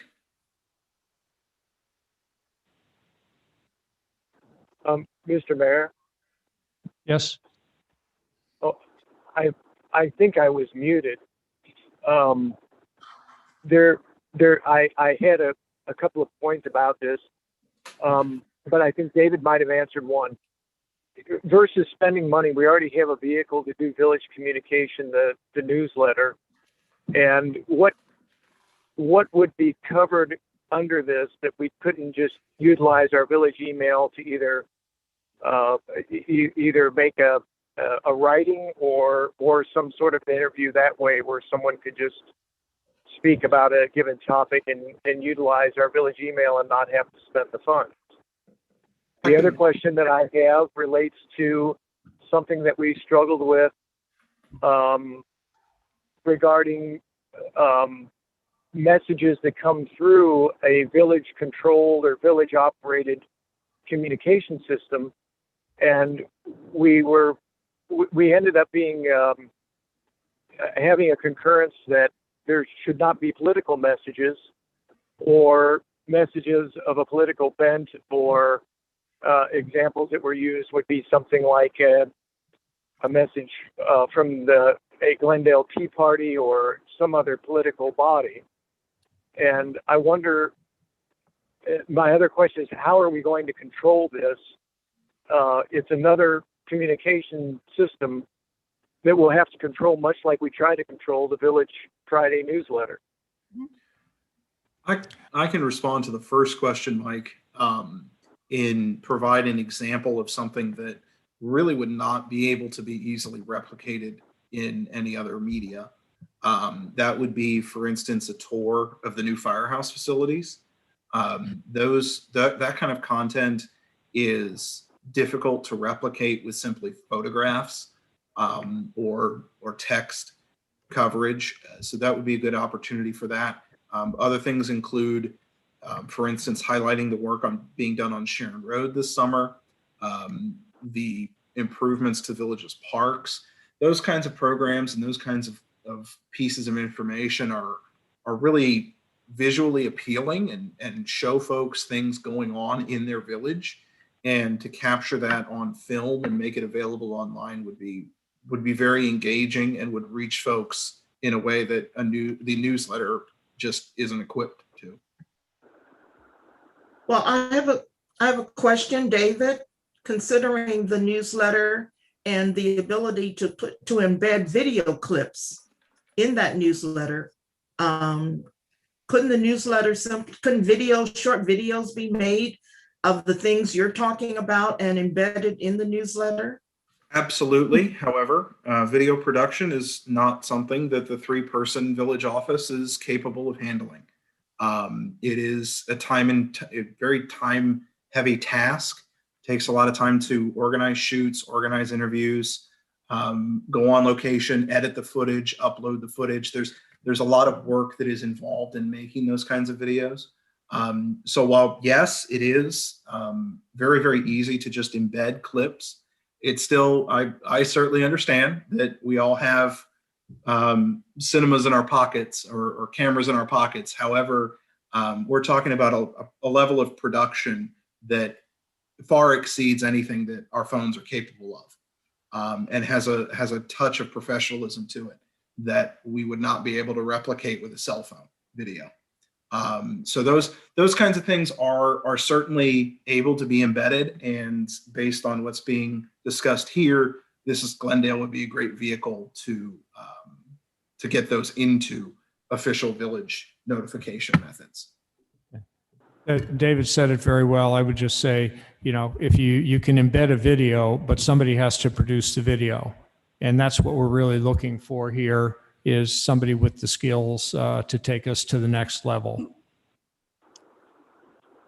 And then what about the second part of the question regarding control of political content or any other content that we've already discussed and decided was not appropriate for a village controlled communication vehicle?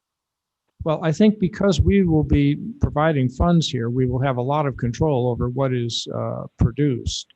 And I view this as a kind of legislative colloquy, Mike, where somebody asks a question of somebody about the bill, and then that somebody says, but no, there will be no political content here, just the same as there is no political content allowed in our village newsletter. And we have put that bar in, and I think it's an appropriate one, that the village should not be involved in that sort of thing. So we will work very hard to avoid it. And if somewhere along the line, something happens, we will take appropriate steps to correct it. Mr. Mayor, but as a practical matter, just as the administrator reviews the content of the Friday newsletter before it goes out, the administrator would sign off on the content of the episode of This is Glendale. It's just another platform. I'd like to go off on a bit of a tangent off of what you've just said, Nancy, if I may. I know it's getting late and I don't want folks to be here a long time, but the village, one of the things that I have consistently heard from residents is a need to improve our communication methods. And I have a number of things in my mind that I'm still working on before I make any kind of big sweeping presentation on what I foresee. But the ability to grab things like This is Glendale can provide, we can still apply policies that match what is used on the newsletter and expand that policy outside of simply just being the newsletter policy, and rather being the village's communication policy to the public. And it can cover a number of mediums. So for instance, email newsletter, video production, social media, those kinds of things. Those are all things that I think the village would do very well to explore. And we should have an opportunity to reach out to folks and say, we want to improve the way that we communicate. Here's one of the ways we think we can do that, making This is Glendale an official method of communication through the village, rather than, sorry to put the previous version down, Nancy, rather than a volunteer produced video series of public interest pieces, but to make it something more professional and more headlining than it was previously. So when we get to November and we know how tight the budget is, what happens if this is really popular in the next few months and then council says we don't have $6,000 in 2022? That's one of the tough decisions that you're paid the big bucks to make, Will. So I'm sorry, Will, go ahead. Go ahead, David. Well, I was going to say that one of the things that we've done to alleviate that is we now manage the email newsletter in-house. So that costs nothing extra, whereas before there was a charge to provide that service. So that's something that we've been able to take over within the office and can do ourselves at no additional charge beyond the salaries that are already paid to the employees to provide that. So that alleviates about $4,000 across the general and enterprise funds per year, which would cover a substantial proportion of this project's fund. Well, David, that is saved money. However, that doesn't mean that it's money that we should spend. We will find as we move forward through the years that the money just gets tighter. That's what our experience has been. And Mr. Kryler brings up a very good point that we struggled with trying to find enough funds to spend on various other things that are village necessities. Communication is a necessity, but we have communication vehicles already. I am concerned that we're going to face a $6,000 expense that the village may not be able to afford. This is Marilyn. I share Mike's concerns with the expense going up on this type of a project. I also see this as something that can be handled in the private sector more so than in the governmental sector. We in the village, we on council, have been requested to place signs in our parks, put benches in our parks, and do several other things which were not anticipated or planned at the beginning of this fiscal year. And for me, that has a higher priority and value to the residents than spending a potentially $2,000, $3,000, $4,000, $5,000 on videos. Although I know Christian Appleby and I know he would do a wonderful job, I just don't see this as a priority to authorize at this moment. I'd rather see the money put into the public parks and green spaces. Is there any further discussion? I'm wondering if we could table this for 30 days to see if we could find, now that people are going to be back outside again, see if we could find a private sector or a foundation or some sort of private donor. That'll be difficult.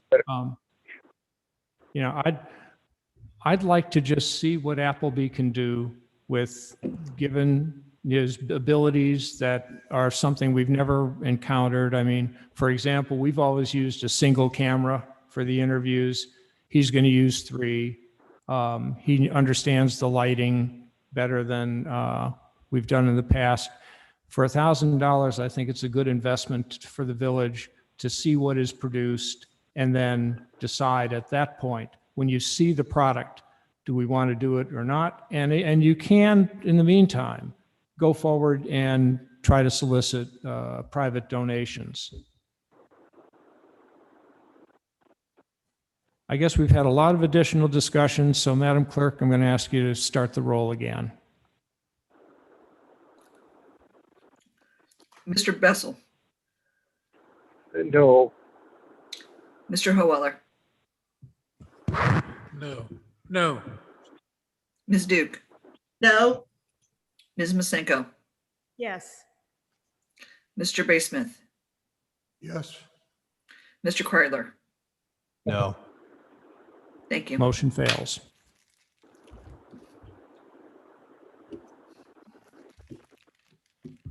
Okay, we turn to the reports. I'm going to try to keep mine as brief as I can in light of the hour that we're at now. But I have to note a number of events that are going on in the village.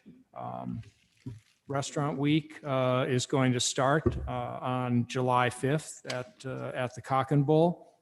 It supports the Glendale Police Department Back to School Drive, which we've already discussed.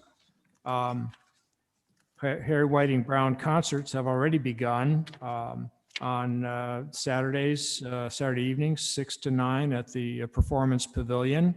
The next one is this coming Saturday on July 12th. And I just have to read the name of the band, Mike Wade and the Nasty Natty Brass Band. So something to look forward to. We have Fill the Truck Day coming up. That will be on Saturday, June 12th.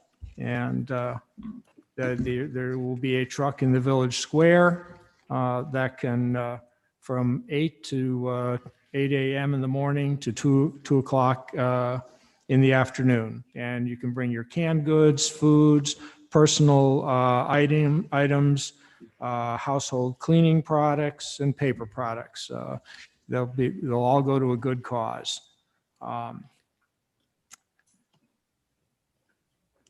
And I will say this, that we are, some of you still remember that about a year and a half ago, we officially became the home to a quiet zone. And we have been stymied in our efforts to find a way to celebrate that. But that period of styminess is coming to an end, and we're going to find a way to celebrate the quiet zone. With that, I will turn it over to a new feature of this, the reports, and that is the administrator's report. Thank you, Mayor. So I have a few points to go through for council and residents alike. The first is that the village's CCR, which is the Consumer Confidence Report, which is the annual report that the village is required by the EPA to produce and distribute and publicize, which is the result of testing on the village's drinking water, is available now. It can be viewed on the village website. Folks, if they are interested in viewing it, should visit glendaleohio.org/CCR, and that will take you directly to the page to view that CCR. An important note is that the PFAS chemicals still are showing a 0 result in the village's drinking water, and all of the tested for contaminants, including things like arsenic and lead, as ominous as they sound, are all coming back as negative in the village's drinking water. So I encourage everyone to take a look at that report. It's not very intense. It's very short, but very informative, and gives folks an idea of the incredible testing that Kevin Bell and our utility department do on our water every year. The next point is improvements to the Cleveland Park Playground will be beginning soon. The contractor has ordered the equipment. They had a lead time of about 8 to 10 weeks on the equipment. We anticipate they will complete the work in about 2 weeks. We are looking at a deadline of July 15th, but they are working quickly to meet the original deadline of June 30th. So we're hopeful that they'll still be able to reach that. Either way, June 15th is the final deadline for the contractor for that project. July 15th. July 15th, I apologize, July 15th. Thank you, Mayor. As the email went out this afternoon, ODOT has changed their plans for the Route 4 closure for the repair replacement of stormwater pipes underneath Route 4, just north of the Century Inn. Route 4 was scheduled to be closed for a week between the Tollgate Park Junction and Sharon Avenue. That has been put on hold until ODOT is able to reschedule those repairs. We'll have information out as soon as we know more, but we are unfortunately at ODOT's mercy in that regard. So folks on Congress, when those detours are in place, should anticipate increased traffic. But the closure will last only a week, so hopefully that won't be an elongated closure. The other things that we are looking into, we do have, as council reviewed tonight, the resolution supporting Mr. Tony Brock and his improvements to the tennis courts and pickleball courts at Summit Park, rather.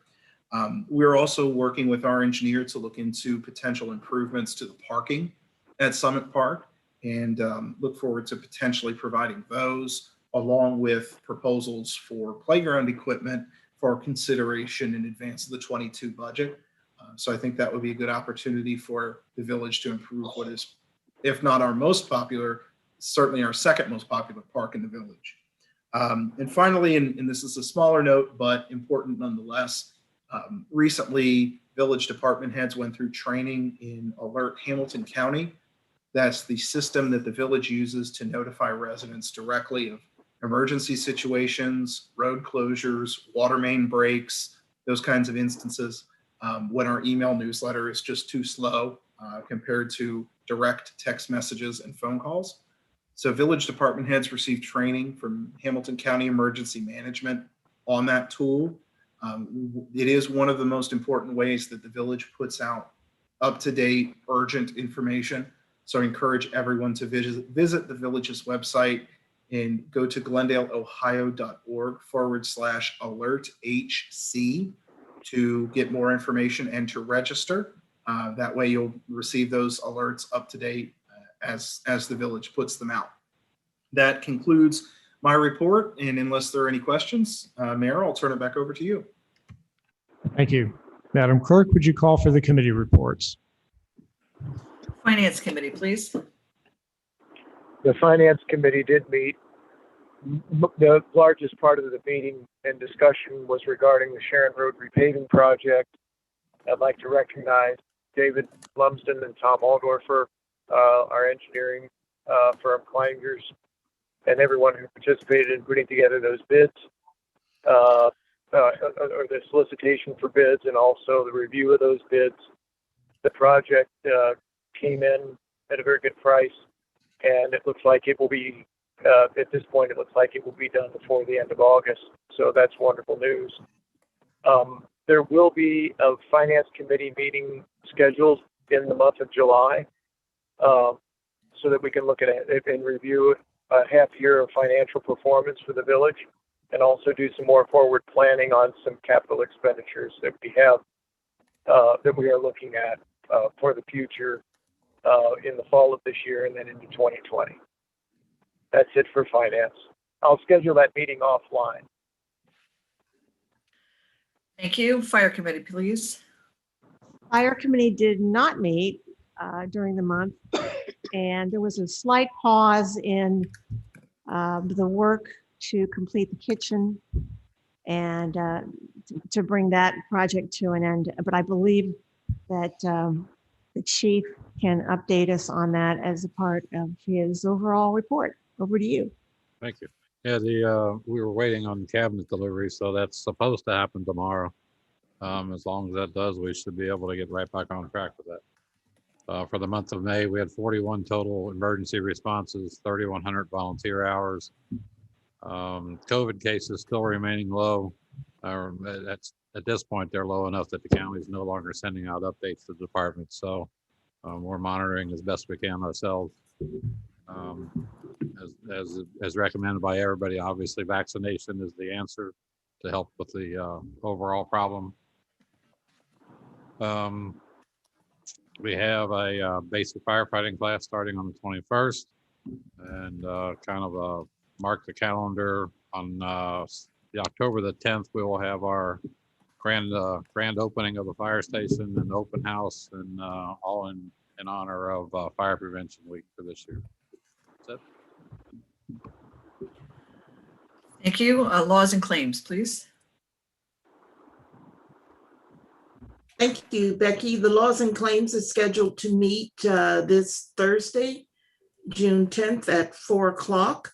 And I will circulate an agenda before then, and also follow up with David to have it posted.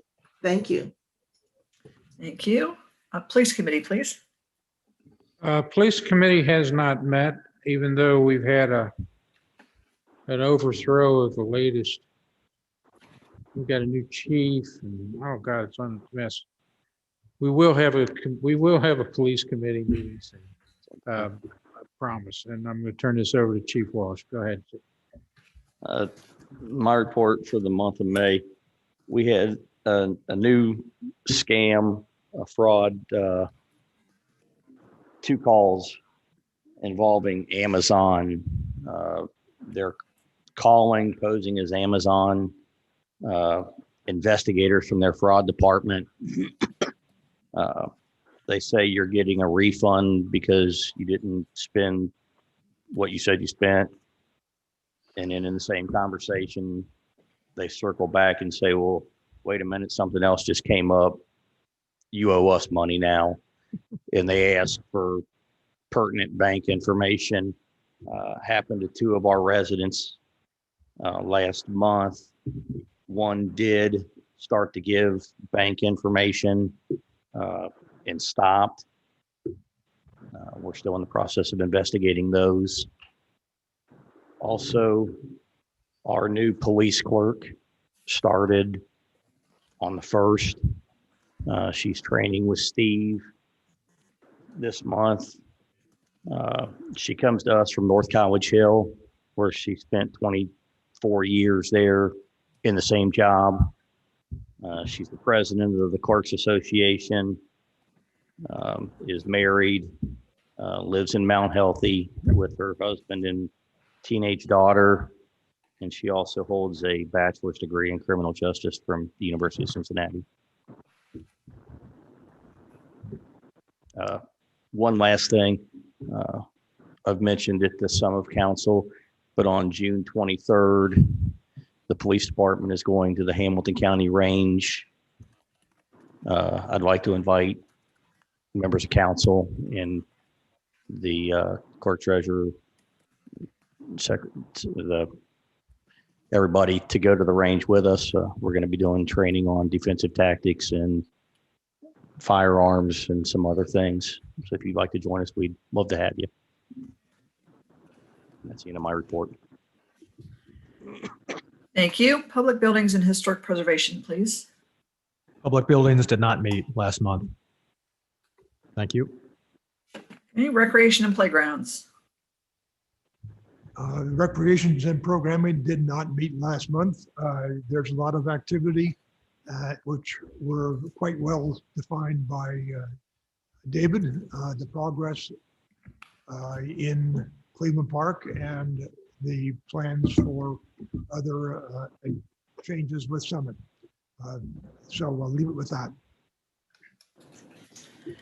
Thank you. Streets, Public Improvement and Lights.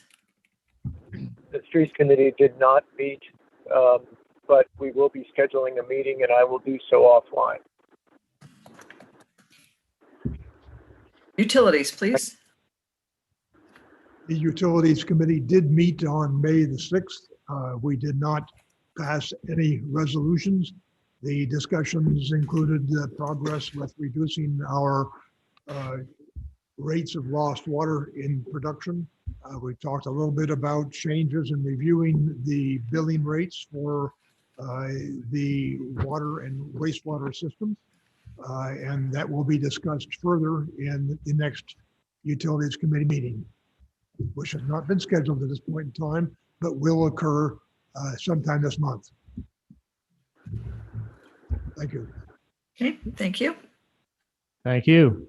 Reports from the Clerk and Treasurer. Madam Clerk, do you have a report? Nope, let's keep this. Let's get it done. Let's push through. Mr. Treasurer, I believe you do have a report. Yeah, so I forwarded the investment report for May. We're on track for commitments for the year. Thank you. We have received two financial reports. The 2021-06 general checking certification for the payment of certain bills, and the 2021-06 enterprise checking certification for the payment of certain bills. Do I have a motion to acknowledge the receipt of these reports? So moved. Second. All those in favor say aye. Aye. Move for adjournment. Mayor, That, Mayor, one question for David. yes. Hey, David, on May 20th, there was a Air Plus heating and cooling replacing an air conditioning unit for about 2,800. Do you know which building that was? I don't recall which building that was. I could look into it and let you know. I'm trying to remember back to, I believe, was it Chief Walsh? Was it the police station or was it the fire station? I believe it's the police station. Thank you. And with that, I will entertain a motion to adjourn. So moved again. Second. Second. All those in favor, say aye. Aye. Aye. Opposed? And I don't care. We're adjourned.